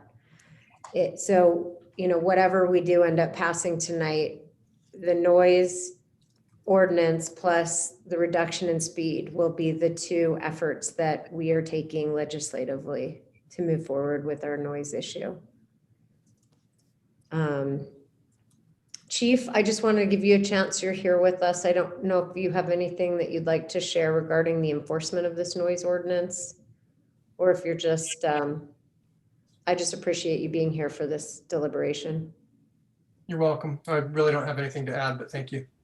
Yeah, thanks for being here. I know that, you know, what the decisions that we make as a council do put will create a to-do list for you. And we're very grateful for all of the work that you and your officers have done to date regarding, you know, all of the increased visitation that we've received and the unintended consequences that come with that. Other comments? Ronnie? I just, I didn't know if we had time now. Lori had responded to several other things in the ordinance to me, and a few of them seemed like they were maybe still outstanding. So I didn't know if now was the time to ask about those. And then Lori, I didn't know if I had to restate. I mean, obviously some of us just threw out some numbers in attempting to get that out there as a motion, but obviously, I mean, the ordinance that's in our packet will stand, I take it, for the pass-by numbers versus the stationary test numbers, because I just wanted to make sure some of those references to certain numbers in the 80s and the 90s, I mean, those are specific to certain kinds of tests. So I just didn't know if I had to say that. No, you don't need to restate that. Okay. So yeah, I didn't know if this was the time to just ask about some of those other random things. Well, it's now or never, because I'm gonna be calling for the vote once you're done.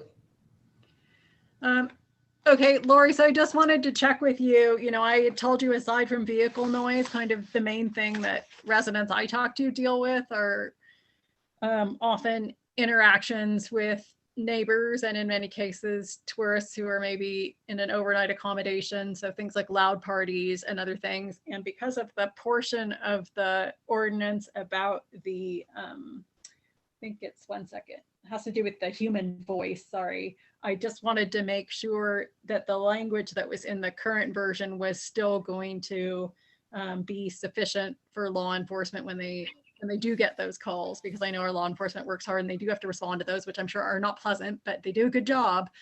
So I wanted to make sure that what we had, let me just find it, was sufficient. I think it was the section having to do with, I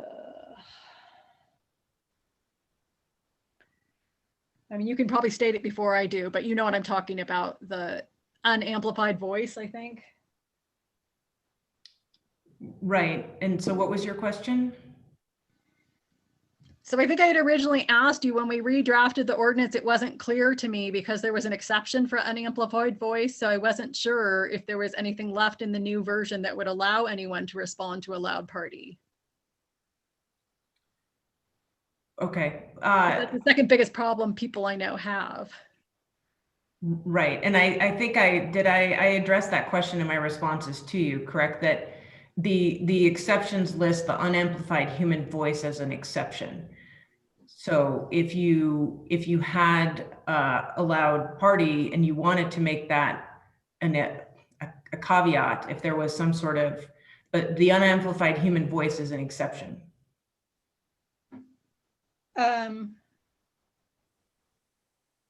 Well, the way I read it, it was exempted. So I just wanted to make sure. Right, that's what I'm saying. So if it's exempted, doesn't that mean that you can't charge someone for violating? Right, that's what I'm saying. It's an exception. So it's an exception to table 1. So if you wanted to change that, you would need to state that a loud party is a violation, or that the loud party would be covered by the general 10 to 7 and 9 p.m. Less, I think I'm not answering Ronnie's question. I think I'm not maybe understanding it.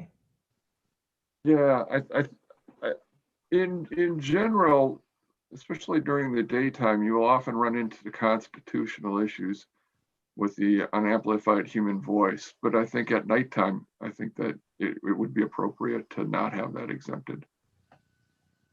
Well, so I think what Ronnie's saying is after 10 p.m., if you've got a party, they turn their music off, but there's like 30 people talking and it seems pretty loud. I mean, I can find our old ordinance, but honestly, I think in our old I'm sorry, can I just finish?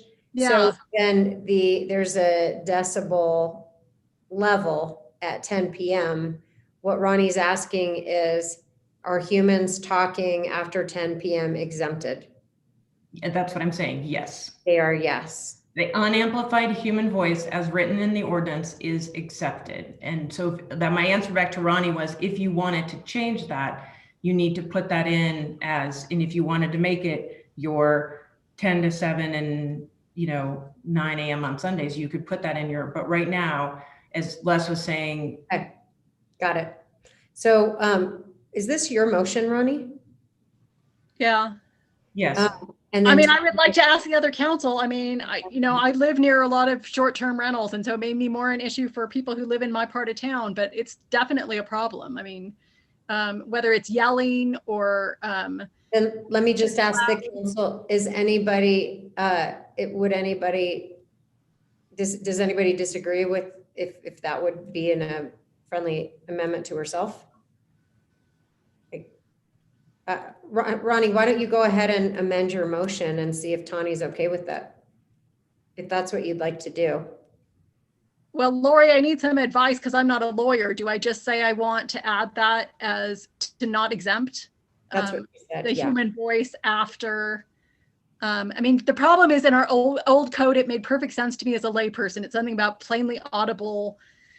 Yeah. And Why don't we know how to write that language on the fly right now? Why don't I try it, and then Ronnie, you can tell me if it's capturing what you want. So in the section in the exemptions that exempts the unamplified human voice, that exemption would not apply from 10 p.m. to 7 a.m. Monday through Saturday and 9 a.m. on Sundays. Yeah, that's okay. Tawny, are you okay with that amendment? I'm okay with it. Is there an exception to that if there's an emergency? If there's a fire and you're trying to get people out of their house? Yes. There's a reasonable, there's a reasonable exemption for things like that. I'm okay with that, Ronnie. Okay. Ronnie, Karen? Am I allowed to ask one more question, Mayor? Yeah, it's just if Ronnie's got another, more on her list that she wants to go through, I just don't want her to be interrupted. So Ronnie, do you want to finish your list and then we'll go to Karen? I mean, I don't really know how to fix it. And maybe it just needs to be the way it is, but for people who have animals, the way this is written, you know, if they make a sound 50 times a day, it's a problem. And I don't know if there's any other option to that, but in my experience, there can be well-exercised animals that do make noise. I mean, it could be a chicken. I don't know how much noise they make, but I was just a little bit uncomfortable with the number 50 in there. I understand we're trying to protect people from loud noises, but at the same time, I've seen a lot of well-exercised animals that are just talkative when they're playing with their humans. So it makes me a little bit nervous because I feel like, you know, if we don't want people to have pets or certain pets in town, then we should just say that. But I don't know how you write something better that doesn't, you know, separate, say, the animal that's tied up on a chain and is making noise for that reason, or they're making noise because, you know, they were never socialized so they could stay at home while they're humans at worst, versus, you know, someone who's just playing and, you know, someone's taking good care of the animal and they're getting exercise. But I don't know if there's a way to fix that, but I just thought I'd ask Les if there's. Roddy, if you're speaking of the paragraph relating to animals, there was a clause in there that read, for example, a dog that barks 50 times, something like that. I read that as a for example. It's not a requirement, not the way I read it. That's, Mike, you're absolutely right. That's why it was written that way. And Les and I talked about this, and this is one of the hardest provisions to have in an ordinance because you want to protect neighbors from a dog that's just constantly barking while you have a child or you're trying to work at home. And what Les informed me is that having a quantifiable number is sometimes easier for law enforcement because, or at least an idea of a number, because what is excessive to one person is hard to enforce if you're law enforcement. And so that's why that number is in there. I have no objection to, I mean, that's why it's in there. Okay. I think it says, for example, that's not the same as saying a dog that barks 50 times a day will be impounded or whatever. It does leave some room for interpretation. Okay. Right. I just didn't want us to have unintended consequences. Sorry, Karen, I'm almost done. I'm just. Oh, no. That was what, I did not mean to interrupt you.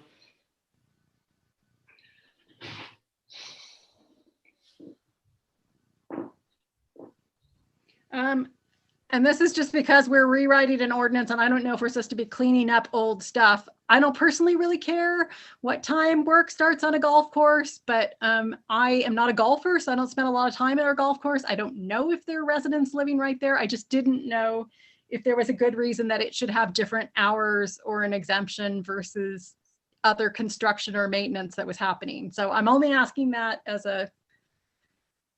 an editor. I don't know if there's good reason for it to have exception or not. So I'm just asking that to the rest of you. I don't know. Is it And so you know the greens, right? From the prior code, that's all. It's mowing the greens, right? Because the first tee time is what time? Do you know, Joel? Usually the first tee, the earliest I think Moab gets started ever is about 8:30 with tee times. Okay, yeah, I mean, I just know in the past and in our current ordinance, they're exempted completely. And I didn't know if that's what people wanted or not.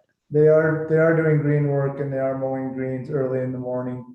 I'm trying to think, there are a couple condo units off hole 13. And there are a couple residential units off hole 9. But most of it is out in the field. But you know, lawnmowers, especially those size lawnmowers, they carry. I'm sure you can hear them from quite a distance. But the units that are right along the golf course are just along hole 13 and hole 9. Okay. Anything else, Ron? Well, I mean, this is just more of I just don't want to get into a legal hole, and it probably isn't, but inconsistency is always somewhat troubling to me. But so we have something in this ordinance about a vehicle running for 5 minutes, but our idling ordinance is 20 minutes. And I honestly think 5 minutes is much better, but I just didn't know if we run into trouble that they're different.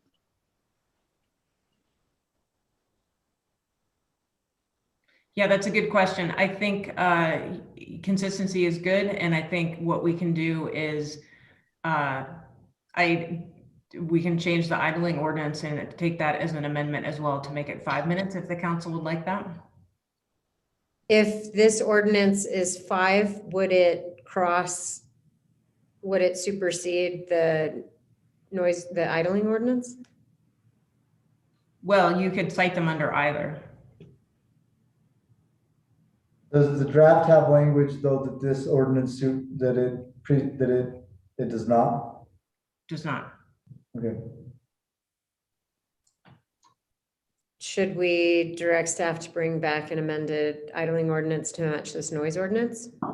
No, what you could do, you could do that, but what you could do is we could do another. So if it's, I can just double check, but when Ronnie asked me the question, the ordinance was similar to what we have in our noise ordinance. So you could just say as a text amendment to this, that this does supersede the idling ordinance. Okay, thanks. Just so I understand it. That's So would helpful. that be an amendment to her motion? If you wanted. Ronnie, would you like to make that amendment?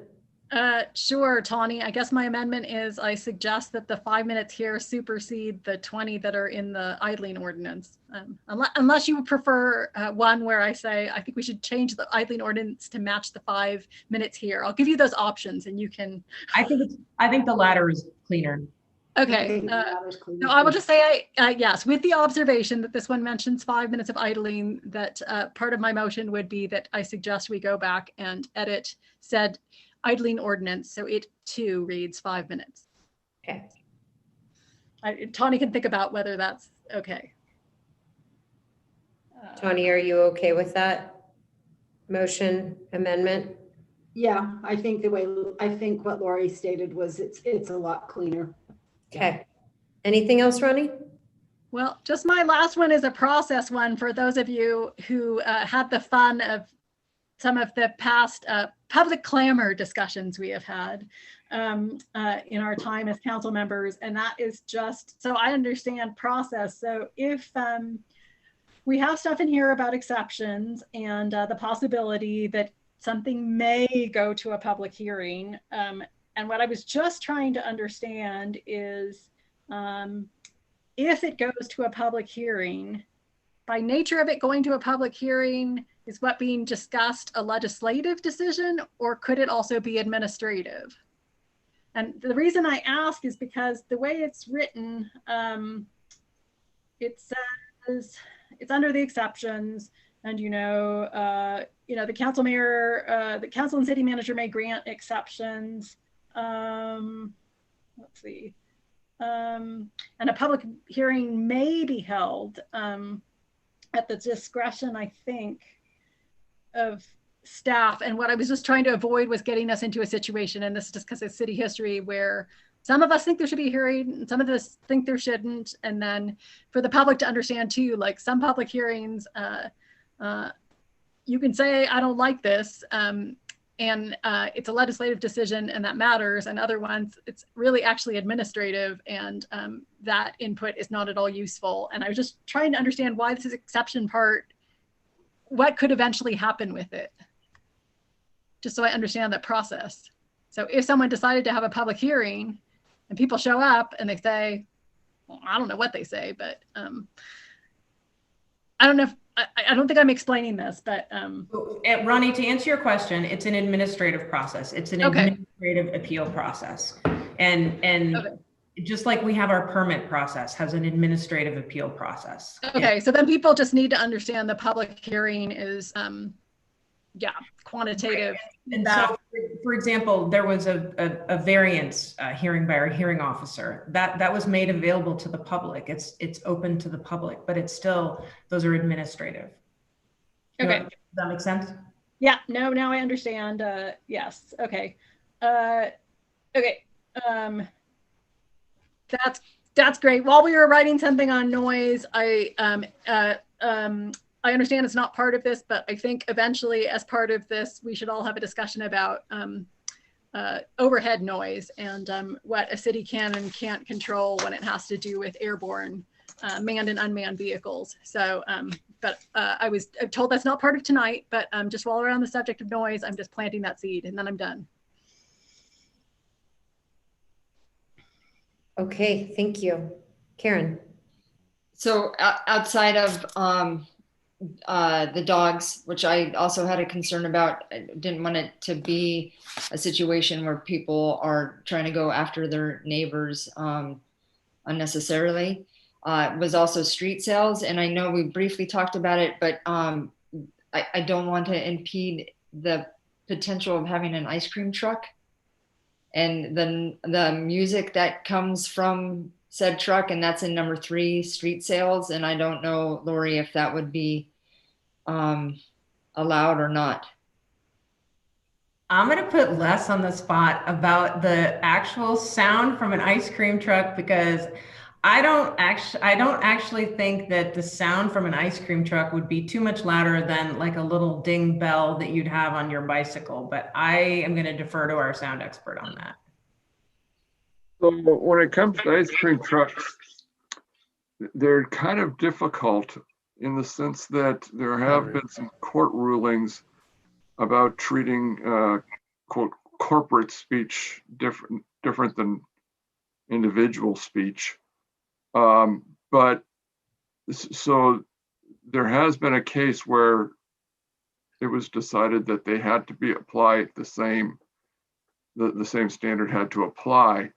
But you also have within your ordinance the ability to have an exception, and people can apply for that. And so I would think that would be the mechanism that would work for that. Karen, did the guy who was selling popsicles off his bicycle come into your neighborhood? He had like a bike bell, and I mean, I always thought you could hear it well, you know, from a block or 2 away, but it wasn't obnoxious. So are you thinking like the when they have the amplified little, you know, the song they play? Yes. And you know, the point of those, and it has been years since I've heard it in Moab, but I do remember, maybe it was even 12 years ago, that there was a little van that had music, and you know, the point is to hear it from blocks away.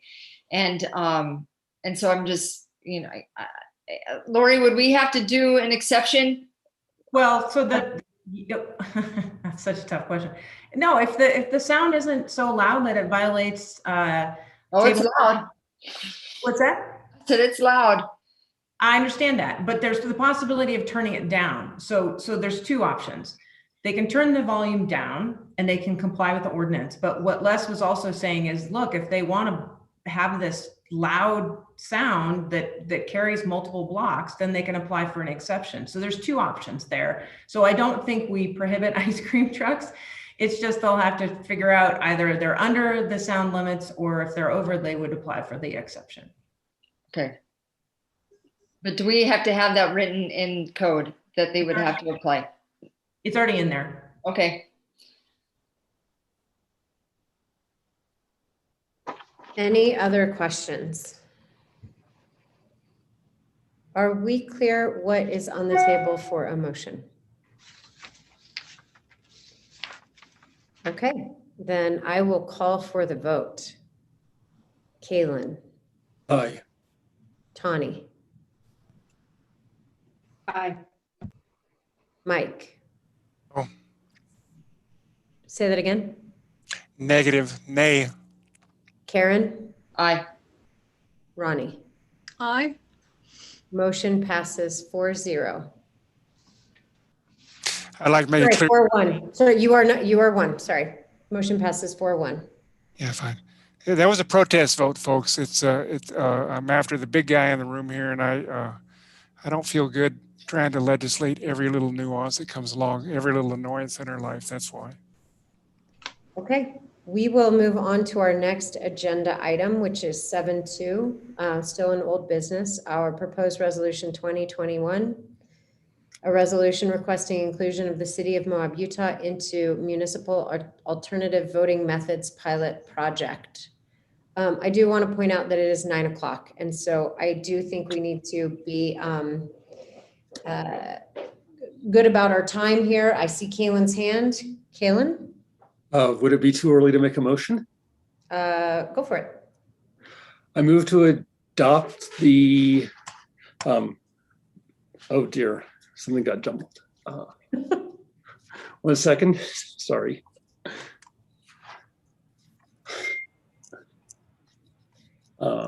It's proposed resolution 20-2021. Sorry, I got lost my place. I move to adopt the resolution 2021, a resolution requesting inclusion of the City of Moab, Utah in the municipal alternative voting methods pilot project, and to direct staff to clarify in the ILA and scope of work with Utah County that Utah County will receive mailed ballots directly and verify signatures and input into Vista daily, Monday through Friday. And Moab City will operate ballot boxes until Utah County has on-site staff, and Moab will overnight ship ballots to Utah County for immediate processing each Tuesday and Thursday. Thank you for that motion. Is there a second? I'll second. Thank you. Discussion. I just want to clarify that I added that additional, so I feel like the workshop and the online materials were very helpful for me to understand the process and have confidence in it. And I think it will for our citizens. But as we saw in the last election, the elections are being questioned more vigorously than ever. One thing that has happened in Utah and in Grand County, handling of the elections to increase confidence in mail-in voting is that you can go to the Lieutenant Governor's website and see shortly after mailing in or dropping off your ballot that it has been received.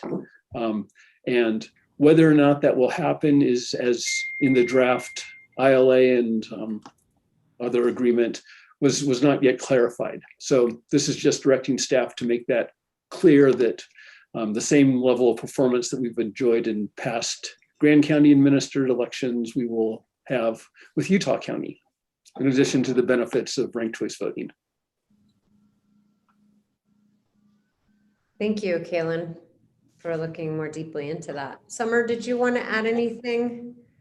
Just, I know there were questions about. There were questions. I mean, and Kaylin did have some logistical questions, and the ILA that was included in your packet from Utah County was just a draft. It doesn't have the details spelled out, mainly because the first step is choosing to go with ranked choice voting. And then once you choose to go with ranked choice voting, then we would iron out the details of how those logistics would be handled.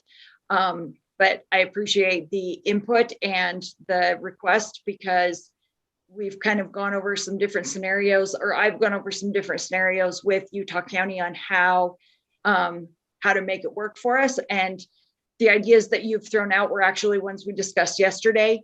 One was having ballots sent directly to Utah County so that they can process them daily and input that stuff through Vista, which reports to the Lieutenant Governor's office. The other piece was having Dropbox locations in City Hall for people to drop their ballots. And then we would get those ballots up to them either overnight. I have kids that live in Draper, so I can make a trip up there too. I don't mind that. But the other piece too is that in talking with Roseanne with Utah County, they will send someone down on election or the day before election day and on election day. So we can actually allow for some in-person voting to happen at City Hall on those days also. And they will do the counting of those final ballots that come in on site at City Hall on election night. The other piece too, I know there were some questions as far as the cost of ranked choice voting. And Utah County gave us a proposal for $2.25 per ballot. And they estimated the number of registered voters at 3,000 because they weren't able to confirm the actual number of registered voters. So that gave us the price of $6,750. I did reach out to Quinn at Grand County to get a cost estimate from him. And Grand County did give us a cost estimate of $15,000, but that is just for a general election. If we have a primary, that cost will increase. So just cost wise, it is significantly less to go with Utah County for ranked choice voting, but you know, there are still some logistical things that will have to be worked out. And then I did want to let you guys know that I did talk to the Lieutenant Governor's office yesterday. This is a pilot program. You are not locked into it. If it doesn't work out for us this time, we can go back to the regular method next time. But they do have 15 cities that have opted in for the pilot program for this election. And as I understand, this would shift our filing requirements from May to August, correct? Or sorry, from June to August, correct? From June to August, yes. What date is that in August? Oh, I do not have that date in front of me. I believe it's August 10th through the 17th, but I can verify that. Okay, Ronnie? Oh, just a really quick question, Summer. This would be down the line, but obviously, I mean, I think people watching understand we're totally happy to work with Grand County, but there might be a situation here where people are interested in trying this as a pilot and Grand County might not be interested or capable of trying it this one time. But can we foresee a scenario in the future where their clerk might learn about ranked choice voting and then be able to offer a comparable? Absolutely, absolutely. Okay. If it sticks around, I think that Grand County they just indicated that they're not prepared to handle a ranked choice voting election this time around. But I don't think they've ruled it out completely. It's just that they were not prepared for it to run it during the 2021 election. So I could see that it may be something that they want to do. Maybe they do ranked choice voting for a county election before they feel more comfortable running it for the city. Utah County is the only county basically in the state that ran a ranked choice voting election in 2019, and they ran it for Payson and Vineyard. But like I said, there are 15 other cities in the state that have opted in for ranked choice voting. I talked to the mayor of Vineyard about this, and she mentioned that that it really did promote civility and affordability, and that she is, you know, looking forward to continuing with ranked choice voting. So, okay, unless there's any burning questions or comments, I will call for the vote. Ronnie? Aye. Mike? Aye. Tawny? Aye. Kaylin? Aye. Karen? Aye. Motion passes 5-0. Next item on our agenda is consent agenda. So we've got 3 items on our consent agenda. Is there a motion? I can make a motion to approve the 3 items on the consent agenda. The first one is a resolution. Oh, do you want me to read them or just? I don't think you need to for the purpose of this. Yeah. Is there a second? Second. Thank you, Kaylin. All those in farewell. So sorry, I'll call for the vote. Kaylin? Aye. Mike? I'll take that as an aye. Ronnie? Aye. Tawny? Aye. And Karen? Aye. Motion passes 5-0. We are now at agenda item 8.2. Can I just check in with everyone? Will you just raise your hand if you think we need a 2-minute break, or shall we plow through? Kaylin, you would like a 2-minute break? Karen, 2-minute break? Okay, we'll take a 2-minute break, and you can just go ahead and turn off your video and microphone. We'll be back in 2 minutes. Oh,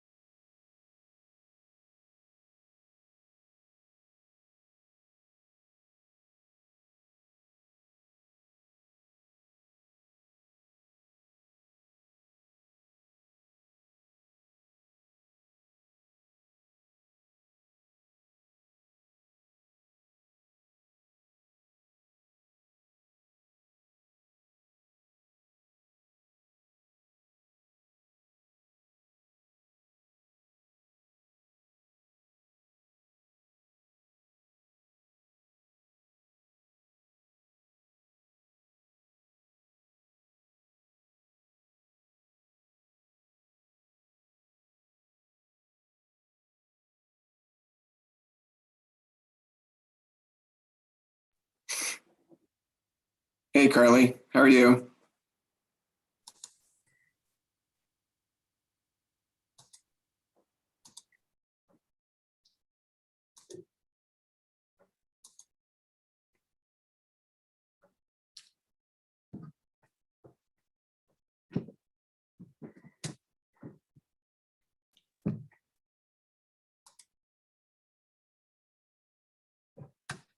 Hey, Carly. Okay. Let's resume here. I'm gonna wait to see everybody's faces. Welcome, Jeff and John and Jason. Triple J. Thank you, Mayor. Good to be here. Hello, really everyone. Good to see you. If only virtually. Okay. It looks like we're set to continue the conversation. Hey, I want to say that I appreciate the presentation that you put together. It was in our packet. It is 9:15. And so I'm actually wondering if the council would like for us to have this 15-minute presentation, or if we want to just jump right into comments about it. Would council members like a 15-minute presentation on this topic, or shall we jump into conversation? How about raise your hand if you want to have the presentation? Okay, well, I just feel like I had a good opportunity to review the presentation as it was in our packet. And I'm appreciative of it. I think we all want to move forward with transit, and I'd actually like to pass the ball to Karen to speak first, if you'd like, as you've worked very hard about transit. If you wanted to ask questions or share comments. Well, I was kind of hoping we could get maybe just a synopsis overview for the people who haven't reviewed the transit, not us as a council, but our community, and just sort of talk about pros and cons of the 3 different options that are being presented to us tonight. And maybe what we could have is if one of you could share your screen and just go specifically to the slide that shows the 3 options. There was one slide that had. Yeah, I can do that. Thanks, Jason. Let me just get that up for you in slideshow mode, and then I'll share that out.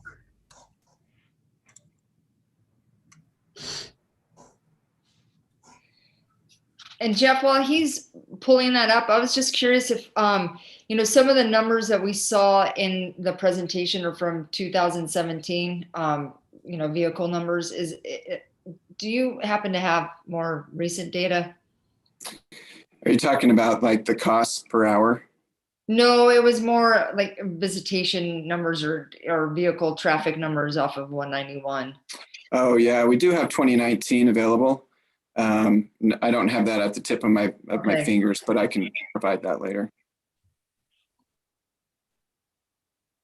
Actually, if you go down 3 slides, I think that was the slide I was thinking about. The cost table? Yeah.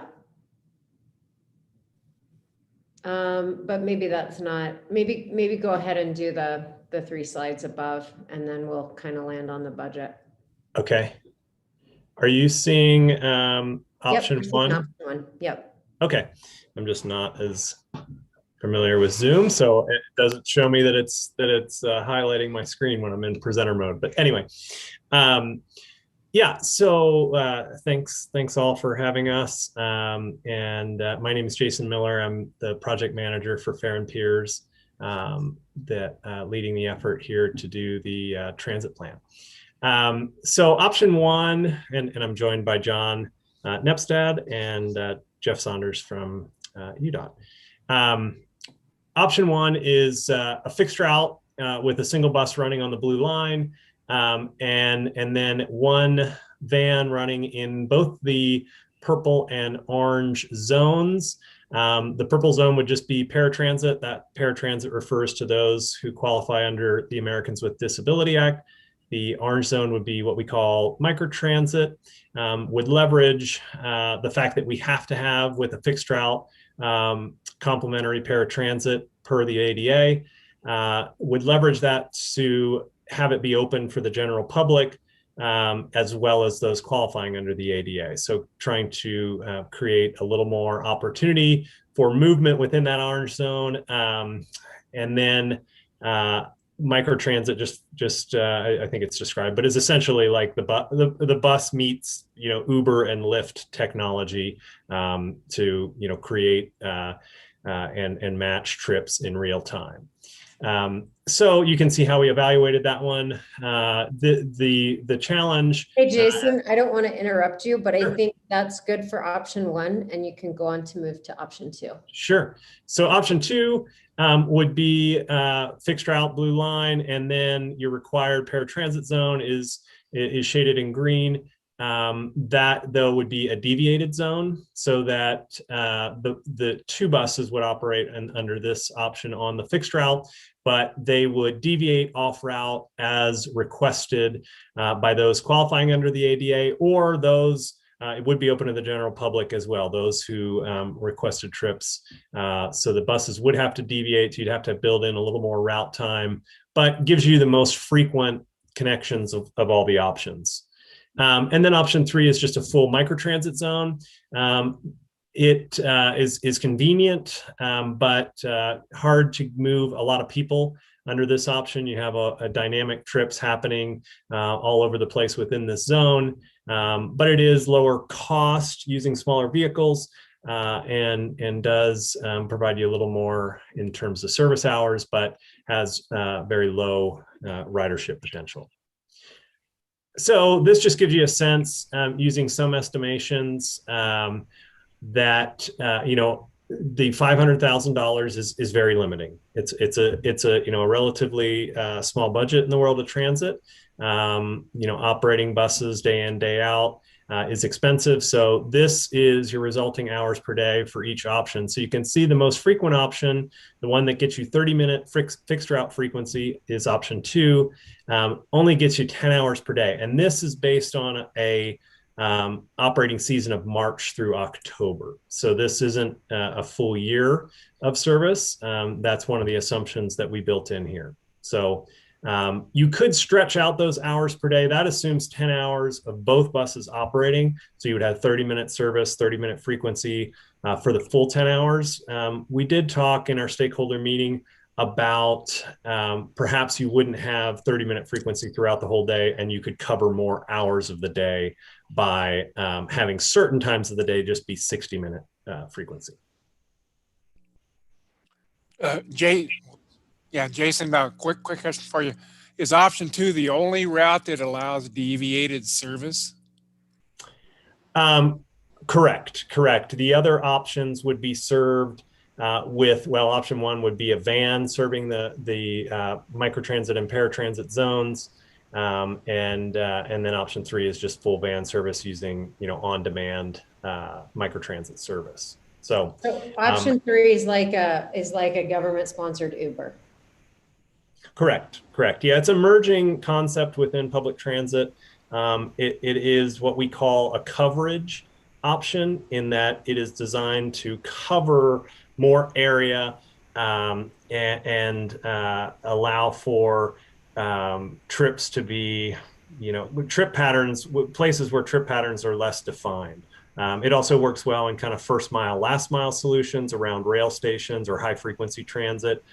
You see it in those kind of areas, but you are starting to see it more in rural areas as a cost-effective way to provide a base level of service, but is not a ridership focused service in terms of building a lot of ridership. Fixed route will build a lot more ridership just based on geometry, really.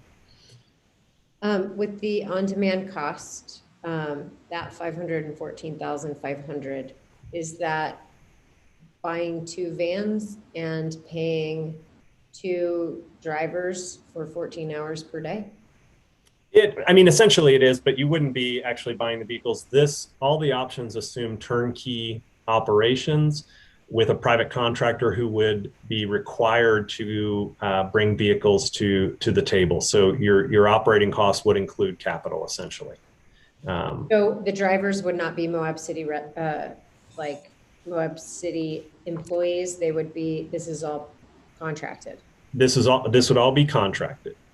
Another thing that we discussed relative to option 2 is that you could create a more efficient fixed route if you were to focus a contractor on just a non-deviated style fixed route and put the contractor just onto that route and be focused on that, and then operate only the complimentary paratransit, the ADA service, within that 3/4 of a mile. That's the requirement of either side of the route by a city vehicle and employee, or maybe a partner organization. That would be more cost effective in the end and likely more efficient, and could help build ridership, in that passengers would not have to worry about whether the bus is going to deviate off route randomly, causing kind of travel times to vary. So option 2 is really just that complimentary paratransit is a real cost consideration, because it's required and it tends to be very expensive. So that option 2 is kind of a compromise in that the solution is built into the fixed route, but a better solution would be to break apart the buses operating the fixed route service through a contractor and the ADA complimentary service. So, and the reason you might think about that is because it's likely that you will have very low usage of the ADA service. So as an example, for 12 years, I ran the transit system in Sun Valley, Idaho, and we served a 20-mile corridor of that valley from Bellevue all the way up to Ketchum, Sun Valley, if you know that valley. And requirement was for the 3/4 of the mile, all the different routes that we operated there.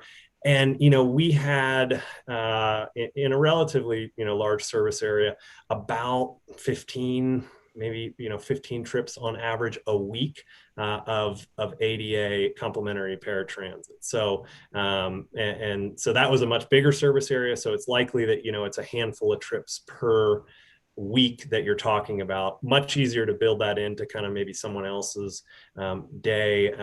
Those trips are scheduled. It can be scheduled in advance. You can require that 24 hours in advance. So that's just another option we talked about relative to option 2. Jason, doing that program, would you be able to, let's say, contract with a Lyft driver to support that, or does it have to be a specific? You could contract with a perhaps a Lyft driver. They would have to have an ADA accessible vehicle. So that's the real challenge with that, and that's the most cost-effective vehicle for that is kind of a little Dodge Caravan that has a low floor ramp and can handle mobility devices of all types. So if a contractor had that vehicle available or were willing to purchase it, that would be great, or a local cab company, that kind of thing. But what we find in rural areas, smaller towns, that's challenging. Cities, bigger urban areas will do that. They'll contract some of their paratransit or dial-a-ride service out to taxi companies, and that can work well, but it's often challenging to find an operator. And the only other question, sorry, is the service area. I was hard to figure that out on the map. So what area are you looking at? For which option? Well, I actually almost all 3 of them. Did it hit any of the condo complexes on the south side of Moab where we have the large vehicles and trailers? And so you see, like under this option, the deviated fixed route, based on the simulations, the kind of the runtime simulations that I did, I was in the area on the ground a few weeks ago in Moab and was able to simulate some of these things. So this one assumes a turnaround at I believe it's the Wingate Hotel as kind of a south terminus. This option is able to extend to the south end of Mill Creek Drive, just because you don't have to build in some potential deviation time, so you can have a little longer route. We will refine this. I will say, the stops are not where exact stops will be. This is, just kind of a little bit of a higher level concept that we will refine in the next step of our work. And then microtransit gives you the most, it stretches well down into, I think it's just south of the arena down there.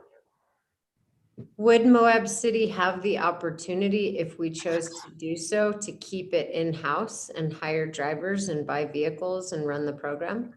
Yes. Mayor, certainly, if I can just add, I think that's a possibility, Mayor.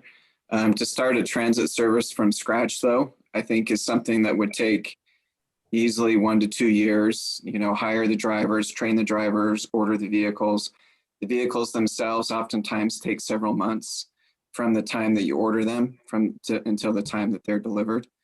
And so we've assumed in these options that the city would, procure transit services from a company that does this business. It is probably more expensive to go that route, but it's a turnkey solution. Given the nature that we're sort of viewing this, I think, as a pilot transit service. Let's get something on the ground running, I think, has been sort of the mentality that we've had. But certainly it's something that over the course of several years, the city could look at operating its own service.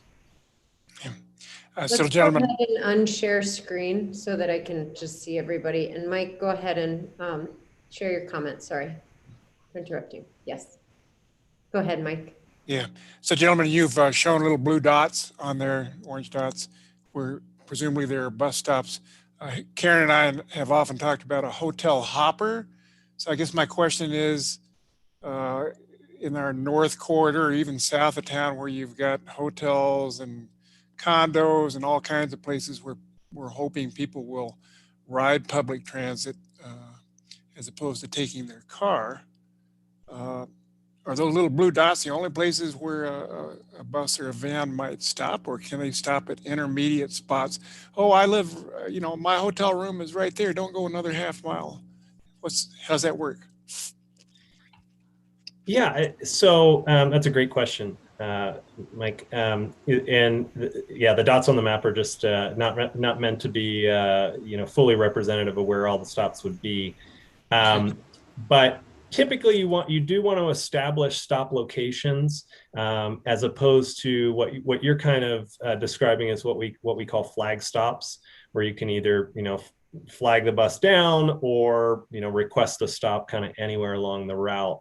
That does work in some areas, but you have some operational concerns along that the 191 corridor, where you really want to establish stops where you're able to have a stop pair, so a stop on either side of the street, so that someone can get off at one side, get back on, going back home on the other side, and allows the bus to run linearly along the route.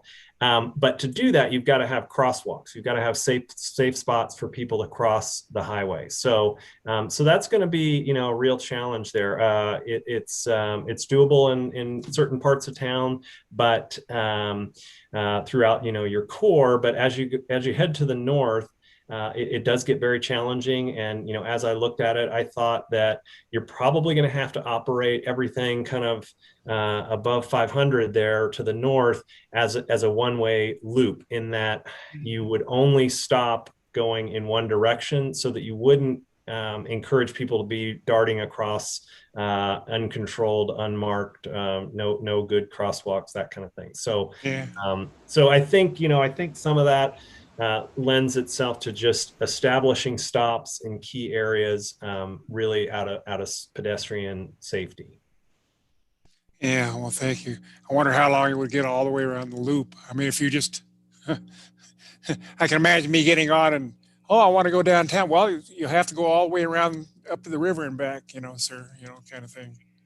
Yeah, it would be that, I think, let's say, worst case is probably someone at like the portal, for example, or that campground there, where going into town, they'd get picked up, at the edge right there, likely at the drive, and shoot right into downtown. Going home, they would pass it by, have to go up and turn around at the Fairfield and come back down. Now, the way you would design your route is that you would want to have your dwell time where the bus kind of waits, recovers, the driver maybe gets out, takes a break. You'd want to have that on the south end of the route so that the bus going northbound would just cruise from kind of the north edge of the core downtown, cruise right up to Fairfield, make that turnaround, come right back. So it would mean a few minutes extra for someone, but it's not terribly onerous, but it is in consideration. I mean, the other consideration is just over time trying to build in some, maybe a pedestrian underpass or some other opportunities, but those are challenging. I mean, that's. Yeah, thank you. One other quick question, then I'll stop. I had a constituent ask me about can either the buses or the vans be equipped with bike carriers, either mountain bike or road bikes, kind of thing? Sure. Yeah, that's pretty standard. Yeah. Okay, great. Thank you. In the interest of time, I do want to say to council that it was that Carly's message to me was that we can ask questions and discuss this at this council meeting. If we choose not to take action, and action just looks like, where we're setting in terms of the options, that we do still have until next council meeting. We'd need to make a decision by next council meeting. So it's okay for us to take this information and table until next council meeting and sort of work through our thoughts and talk amongst ourselves to get to seat ourselves more accurately where we want to be in terms of options. But Kaylin, go ahead. You have a question or a comment? Yes. So my understanding is that for years 4 and 5, the city will be funding it, and we're hoping to receive federal grants. And I'm wondering if any of these options or components of them will score better in a federal grant application. Kaylin, I can address that. I think either one of these options, the 5311 program is the one that you're referring to, and that's meant for general public transportation. So as long as the service provides that, it's an eligible service. Okay. Thanks. I've used Ubers, Lyfts, and I've taken shuttles on buses or, just ridden a bus. The most critical thing for me was having the app that shows me where the vehicle is so that I could plan around the public transportation. So I'm hopeful that that's just a given now that it's 2021, that we would have that real-time data for riders, because that definitely is a way to increase ridership. So hopefully that's in the proposal or whatever, that would be part of the proposal. Okay, thanks. I'm just taking the head nodding as a yes. And then the other, Kaylin wants to say something about that. Oh, no, I have one more question. Okay. The other thing that I was going to say is that the shuttle system, the bus shuttle system, is what tanked Bryce Canyon National Park. That was my first job in the state of Utah back in 2002, was to do a shuttle evaluation for the park. And I will tell you that it is very expensive. Buses in particular are very expensive. And so because we have to be fiscally responsible, I do really like the idea of electric smaller vehicles that run around. But Jason, you said that there would be not as large of a ridership if we went to this microtransit model. Is that because of capacity?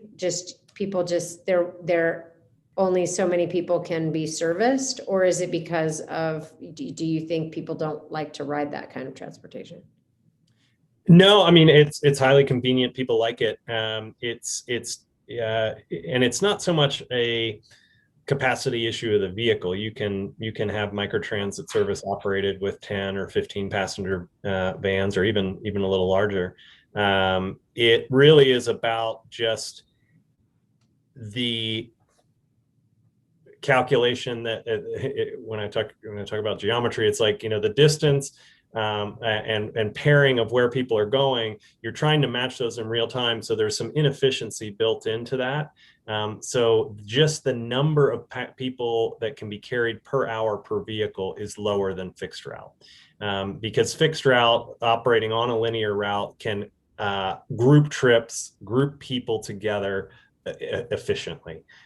Whereas microtransit is less efficient. So you think about, an Uber trip, and every trip has an amount where, it's just the driver, right? And so the same thing exists in microtransit, where you're essentially operating a vehicle just to get to the next trip, and it's empty. So it's just it's a great service. It's popular, and over time, it can build to perform better. But typical microtransit operates, just to give you some numbers, at about 3 to 5 passengers per hour, per vehicle hour. So every vehicle service hour that's out there. Whereas fixed route, even a fairly low performing fixed route in a rural area, will operate, around 10 to 15 passengers per hour, per vehicle hour. It's just that we have such a dynamic travel pattern. People are just never really all going to the same place at the same time. That's a good point. I mean, we don't have like a destination ski resort. We're not taking people to trailheads. We're, just moving around a very small area, unless somebody's coming from the valley or from north of town. And so I could see a little bustler in the middle, and then, one that's north or one that's south, or, some sort of combination. But I will say that the liability to the city is much less if we're talking about microtransit, because then we're not putting in any bus stops. We're not investing in anything other than the digital technology of people to know where I don't know what else to call them other than Ubers or Lyft. What's the name of that? Jeff, I think you said the label. What's the label? I'm not sure. Huh? I'm not sure. What do you call an Uber or a Lyft? What's the now? A transportation network company is the technical No, term. but like the vehicle itself. It's a taxi, it's an Uber, it's a Lyft. Is there a noun for it? A microtransit, perhaps? A microtransit, yeah. Yeah, microtransit shuttle, or The microtransit shuttle, the MS. So the micro. So there's so much more infrastructure surrounding buses, where we park the bus, how we clean the bus, whereas like smaller vans are it's an easier fleet for us to manage and maintain. And so if we're looking at taking on that responsibility in years, 4 and 5, that's something I think this council needs to consider. Also, I'm excited about the idea of, regardless of whatever transportation we choose, that if we go all electric, that we can really see some sustainability efforts in play as well, because then we're not only just reducing congestion, but we're also reducing carbon emissions, right? Yeah. Mayor, if I might add something, given that the hotspot program looks to reduce congestion, I think UDOT's preference is to look at the option that is most likely to maximize ridership and congestion reduction. And I think, just looking at those, I think option 2, the fixed route option is the best one that would make that possible. I just know that it's hard to hop on a bus when you've got a car that's going to take you there a lot faster. I just feel like the micro transit is more palatable in our small valley than hopping on a bus that's going to take a lot more time. That's my 2 cents. Caitlin? I was going to say, I agree with that. The one thing that I'm concerned about is competing with private Uber and Lyft drivers. I realize that we're kind of on the edge of, like, I think sometimes they're here, sometimes they're not, and that's not necessarily a reliable alternative yet. But obviously in many cities, they are an alternative to public transport. In some cases, companies will incentivize their use and incentivize optimizing their utilization to reduce congestion and taking advantage of empty seats that are already on the road. So I just wonder if there's some way to encourage that sector to grow for the reasons that you've outlined, but then you go with option 2 for our public option, rather than doing sort of a subsidized rideshare program. But Karen, I think to Karen's point, she was asking, could we contract with Uber drivers, right? I think that was for the ADA service. Yeah. But not for the full service?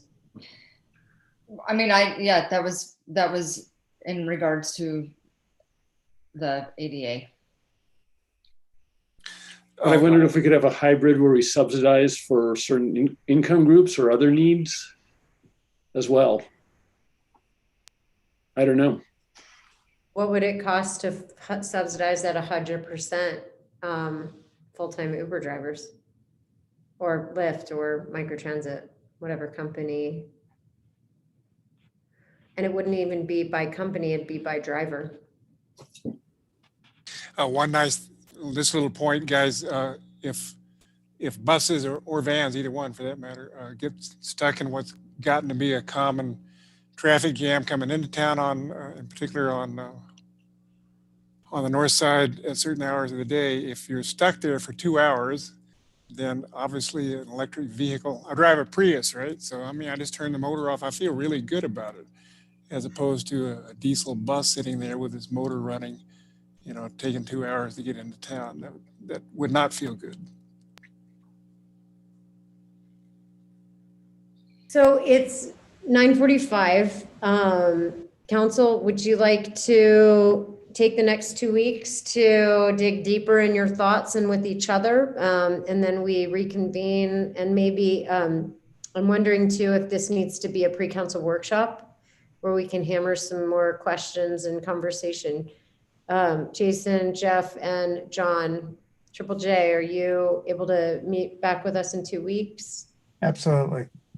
It's a lot for us to look at, and we just need to have some conversations among ourselves, but then also with constituents, I think. And even if, you desire just more one-on-one conversations, I think we could be available for that too.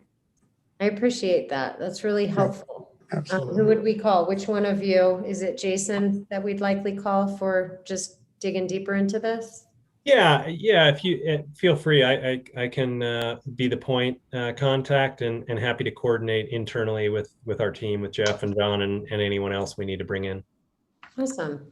So, well, if I may, Mayor. So, Jeff, are we supposed to, like, in 2 weeks' time, have a suggestion or we're offering something to you, and then that's going forward to the commission? I mean, how? Yeah, that you guys have a recommendation as well. I mean, that was the whole point of Fair and Pierce, I believe, right?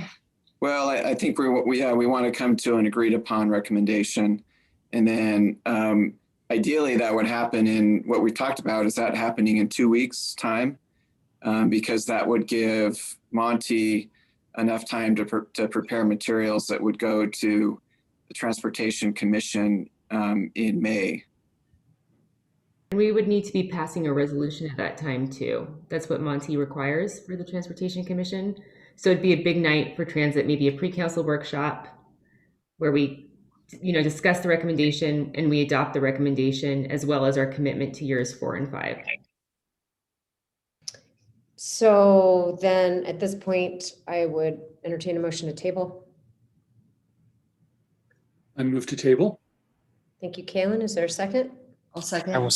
Thank you, Karen. All those, oh, I gotta do a roll call. Hold on. Ronnie, Aye. Tawny, Aye. Mike, Aye. Kaylin, Aye. Karen. Aye. Motion passes 5-0. Thank you, Triple J. We'll see you in 2 weeks. All right. Thanks, everybody. Good to see everybody. You too. Thank you. Agenda item 8.3, proposed ordinance 2021-09, text amendments to Moab Municipal Code 12.20.005, modifying the definition of motorized vehicle and adding definition for e-bikes. Another light topic for this evening. Yes, Tawny.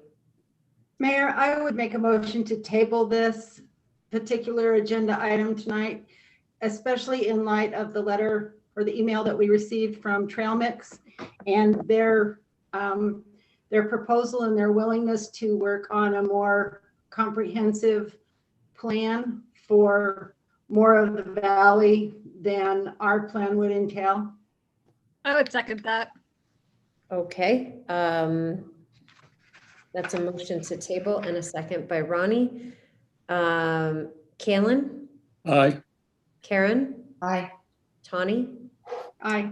Mike? Aye. Ronnie? Aye. Motion to table e-bikes passes. 8.4, discussion regarding Bird Scooters proposal to enter into a temporary operating agreement with the city for a pilot program. Another light topic for this evening. Carly, I just want to give you a moment to just explain in plain English terms the reason why a contract like this would be coming to council. Great, thank you so much, Mayor. I'll try to be quick, given the late hour, and we have Mike Butler here with from Bird Scooter Company too. He can answer questions and he has a presentation prepared, but given the late hour, we might skip that. So Bird has approached the city about launching a e-scooter program here in the city.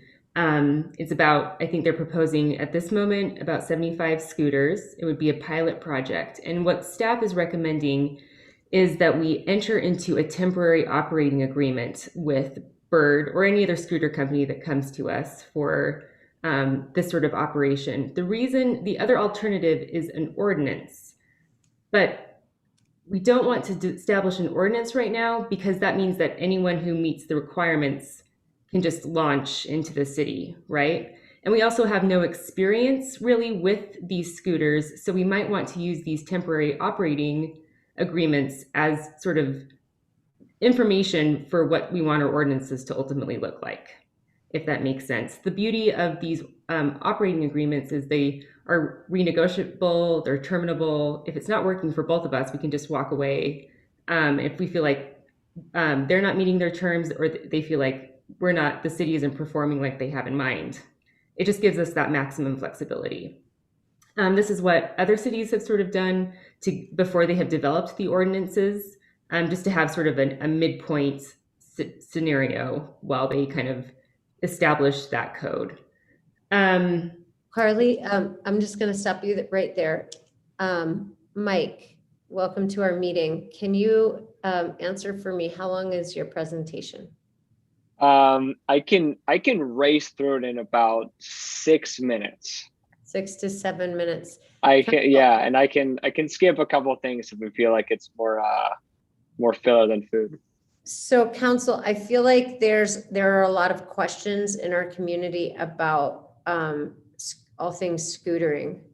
And what I'd like to do is allow Mike to present to us so that we have better information.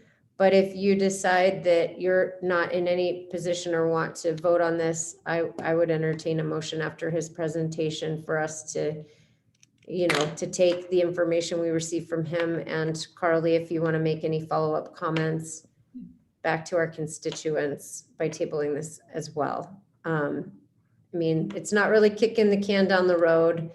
It's kind of just preparing for the potluck where we share a bunch of ideas in between now and the next meeting. So would that be okay with this council? Do you feel good about that? And then we still might get out by 10, maybe. So Mike, go ahead. All right, I'll be fast. Don't worry. Thank you. Okay.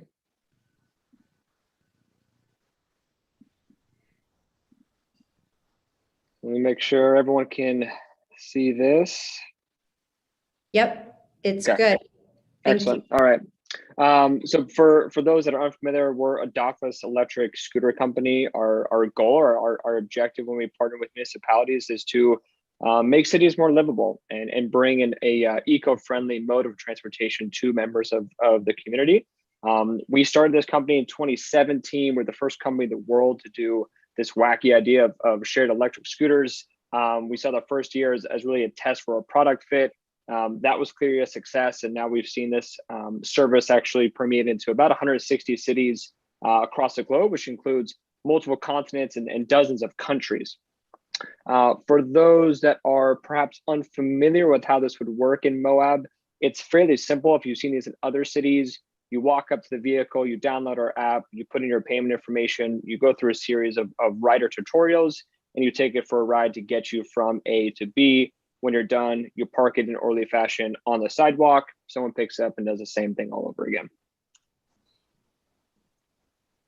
We are a dockless model. So the way that works is we'd follow the same rules as a bike, or in this case, also an e-bike might follow. We would work with the city of Moab to designate a specific zone. So we can work with the city to say, hey, we want vehicles in certain areas, but we don't want them operating in others. It's very straightforward. We've done them in very complex cities like Chicago, and we'd be able to do the same with Moab. I'm going to just ask a question right there, yes, because it's a burning question that I think we have. If we wanted to exclude Main Street and we wanted it to exclude the sidewalks along Main Street, would you be able, is that possible? Yeah, I would say possible, yes, but perhaps not the best experience for a rider. I know that's pretty much, going down 191, that's pretty much, the thoroughfare there. So I would see that there would be a lot of usage there. If it came down to it and this was a must-have or requirement, it's certainly something that we can do. But perhaps it's something that we test it for the first couple of weeks or first couple of months. And if it turns out that, hey, this is just really causing some friction or the city deems it's dangerous, it's a really quick turn off. It would take us, a couple of hours. Thank you. Yep. We'll skip this one. There it is right there. So what you're seeing in that right-hand image there, it's just basically a no ride zone. If we deem a particular area to be sensitive or dangerous, wherever that is, that vehicle that enters that zone is going to come to a stop. The rider is going to be notified via that vehicle. It's going to chirp at them, send them a notification, turn a 180, and get back to where you should be. We also do other things, parking zones. If the city says, hey, we want vehicles to be parked in certain areas, we can do that as well. And of course, at the end of every ride you take, you have to take a photo of that, and then we can audit those photos to ensure that vehicles are parked upright and parked properly. Customer service is huge, of course. Every city is going to want to see this. If you ever have you walk up to a vehicle and perhaps you want to get in touch with someone, you could reach out via social, you could call us, you can email us, you could reach out via the app, anything. And we have 24/7 customer support, which would then be funneled to our local partner, which is this. So the takeaway here, if you take away nothing, I would really focus on this side of it. The way that we operate in a city like Moab is it's not via an independent contractor. It's not via someone like an Uber driver or an hourly employee. It was someone who is from Moab, who lives that through and through. And so that person who has, or that entity or the entrepreneur who has a ton of local ties, because of their aspect of localization, and because of their nimbleness and the fact that they know the area and they want this venture to succeed, they essentially run the business better than we ever could. I could read about Moab over and over again, but it really comes down to the person that's actually from there, who knows where these vehicles should be placed, who wants this to be seen as a tidy and orderly fashion. It doesn't want streets to be their streets to be littered with these, right? Same type of covenant concerns. There's a couple of things here. The city can assist in this operation if they decide to stencil out certain parking zones. If the city doesn't want to invest a single dollar in this, we do it already. We educate riders through tutorials. We educate them through notifications to make sure that they know how to ride, how to park properly. We give them rewards if they park properly. And the last piece there, we give the city, every city that we partner with, we give them free data that otherwise would not be able to be obtained. And the city can use that data to build out their smart city, to build up bike lanes, to build out different infrastructure, whatever they see fit. Last slide. This is the proposal. We would start with a very low number, very, very easily manageable number of vehicles. Start with probably one local entity who would assist in the operations. We have a pilot operating agreement, which we've been able to use with a variety of cities. Happy to work with Carly and team to make that happen. And we're looking for a launch date in around June. 8:59. Sorry, 9:59. I did it. Great job. Thank you, Mike. That was actually helpful. Yeah, this is a tough conversation for us in our community, so I appreciate that presentation. Yep. Carly, did you want to add anything to his presentation? No, not at all. So I think what we have in mind next is to start negotiating an agreement, and we get with Mike and we start hammering out things that are important to the city of Moab. We might do some public engagement to get understand ways to ameliorate impacts, understand community concerns, identify just sort of those big picture problems, and then come back to the council and talk about them. And then maybe go back to Bird and talk about it and back and forth until we get something, or if we don't, just this is the start of a conversation. Mike, I want to point out that our highway 191, our main street, is actually a highway. And we have a lot of, the conversation we were just having about transit is because we have a lot of semi trucks that come through Moab. We have a lot of recreationists that are, that have never driven through Moab, that, are looking for their hotel room and they're not quite focused on the road. Yeah. We've got congestion. We've got real concerns. The cycling community discourages people from riding their bikes on Main Street, strongly discourages people from riding their bikes on Main Street. And so scooters on Main Street, are kind of, I think, going to fall in that same category. So I just want you to understand, where we are in a community and the consideration of this agreement. Yeah, and completely get that. I think two thoughts there. One, I think what usually ends up happening is that in the first couple of weeks, people really start to self-police. So they'll start to say, hey, I would really rather not go down here if we don't see a lot of cyclists down there. Also likely that you won't see a lot of scooters. We do operate in Vernal. So we've been there for a couple weeks now, perhaps a couple months. Same highway runs through it, and we're operating there, no problem. Probably not the same level of tourism or it's not comparable. Not even comparable. Really? Okay. Yeah. But I'm really grateful, Mike, for this presentation, and council, unless anyone has any burning questions or comments, I would entertain a motion of any kind, but maybe of the table kind. Ronnie? I would move to table. Thank you. Is there a second? I'll second. Thank you, Tawny. Karen? Aye. Tawny? Aye. Mike? Aye. Ronnie? Aye. Kaylin? Aye. Motion to table passes 5-0. Thank you, Mike. Thank you, Thank Carly, you. for walking us through this. We'll talk again to you soon. Sounds good. Thank you. Appreciate the Thanks time. for waiting so late with us. Being so late with us. All right. Agenda item 8.5, proposed resolution 21-2021, a resolution adopting the 2021-2025 capital improvement project list. It's a project list we've seen before, but we do have Chuck and Ben here for council questions on the CIP. I would entertain questions, comments, or a motion. Tawny? I will move to approve resolution 2021, resolution adopting the 2021 through 2025 capital improvements project list. Thank you. Is there a second? I will second. Thank you, Mike. Discussion? I did, sorry, Mayor, I'm just trying to find it. I did have a couple questions. There was, and just to ask Chuck, it looked like there was a couple urgent projects that were in the lower price range. I mean, would we want to move those up further? And I'm trying, oh, I'm so sorry. I'm looking for what they were. Hey, there's no need to rush through this. We're almost done here. So. But they were like in the $200,000 or $300,000 range. And I'm just curious if we'd want to sort of tick those projects off. Oh, here we go. Critical condition, Birch Avenue sewer project and 200 South sewer project. Yeah, so your question is why did they not rank higher?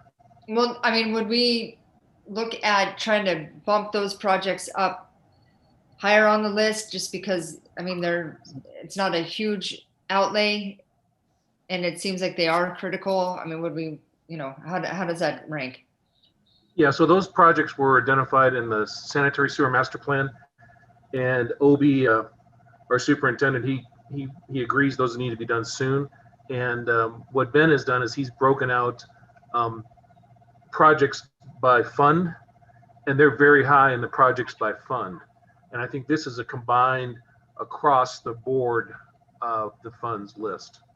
So in answer to your question, one of those projects may break and we may have to do it sooner rather than later. And as money becomes available, those would be the highest ranked sewer projects to get addressed.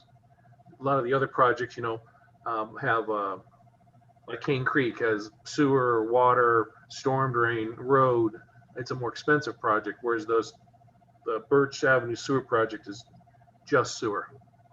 Okay. Did that answer your question? So it's pretty high on the list. That's, it doesn't mean that, I mean, just as an example, last year when as we have been clicking off projects, we didn't always start from one and then go 1, 2, 3, 4, 5. There were projects of opportunity that we were able to address or of need.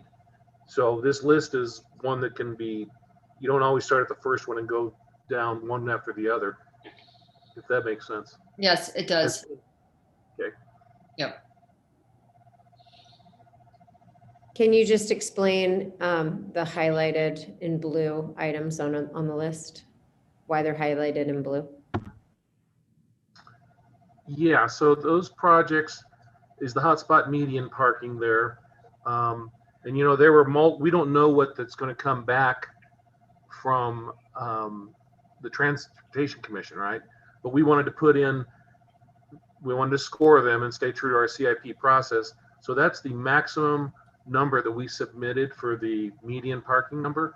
If you recall, there were different options, stam concrete, paving, et cetera. This was the most expensive one. And the Emma Boulevard one was also the number from that. And then the transit project, as we just talked about. So these are placeholders that if that funding becomes available and council wants to move on them, they're on the CIP list.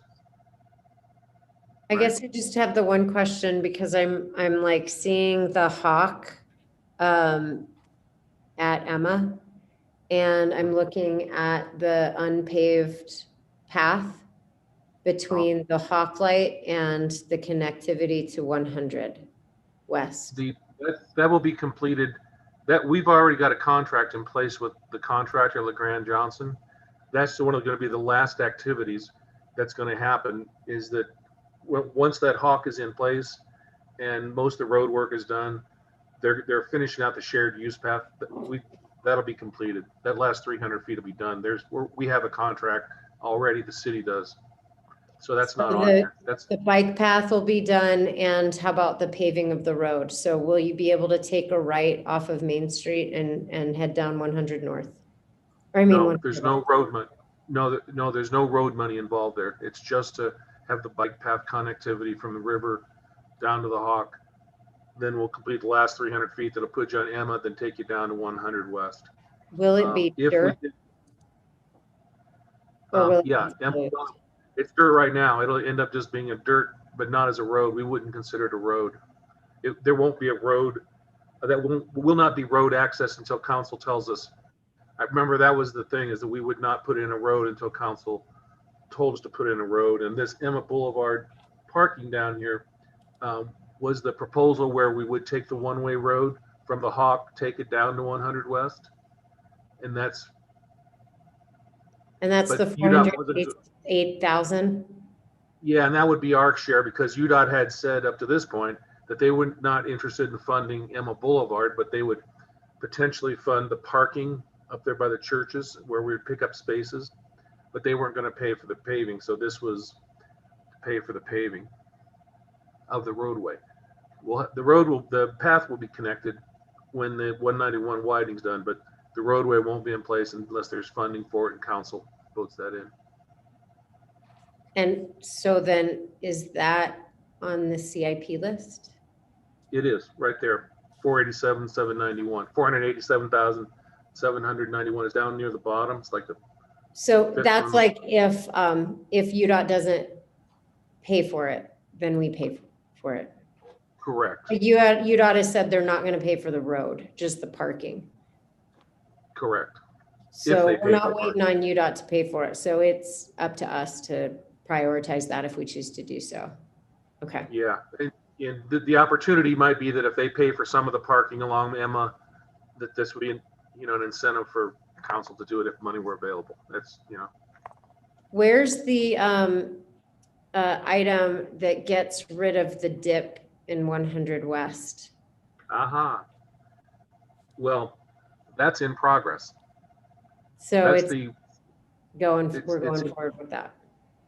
Yeah, what we did is we took, and we could show you that another tab where the projects that were on last year's CIP list. I just wanted to make sure it wasn't on this list because we're moving forward with it.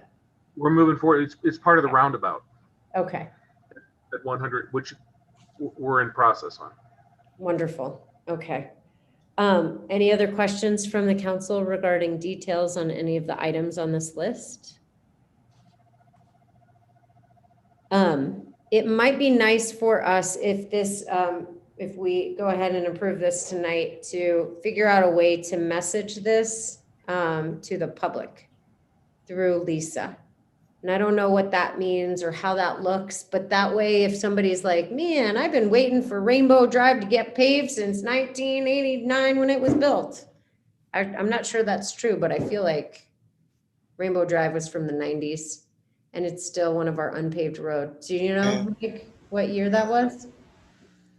I don't know what year it was, Mayor, but we can definitely do a public messaging with the list and make sure Lisa puts it out so everyone can see it. That might be helpful. Okay. Okay, I'd entertain a motion. One more item of discussion, if I may, Mayor. Yes.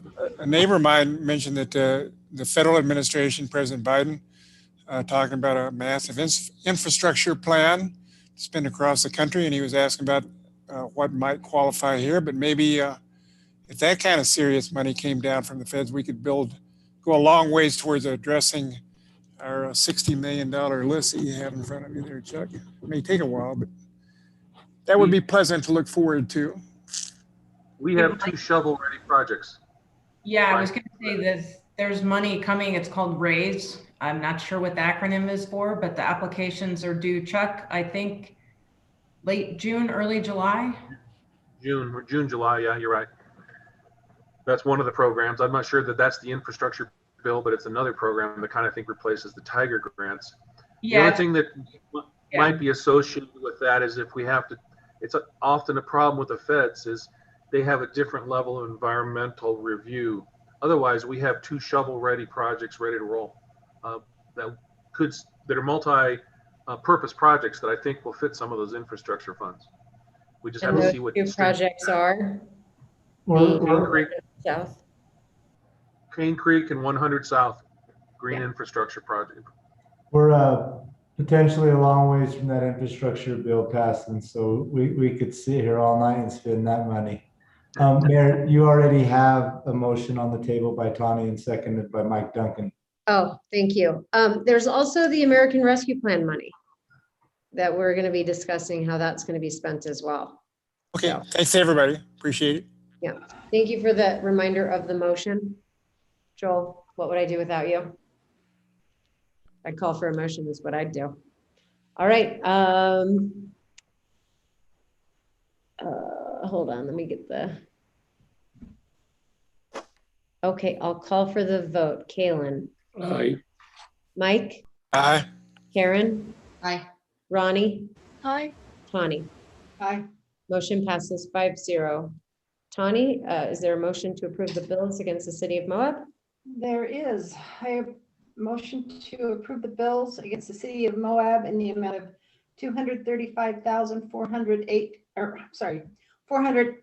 $480.04.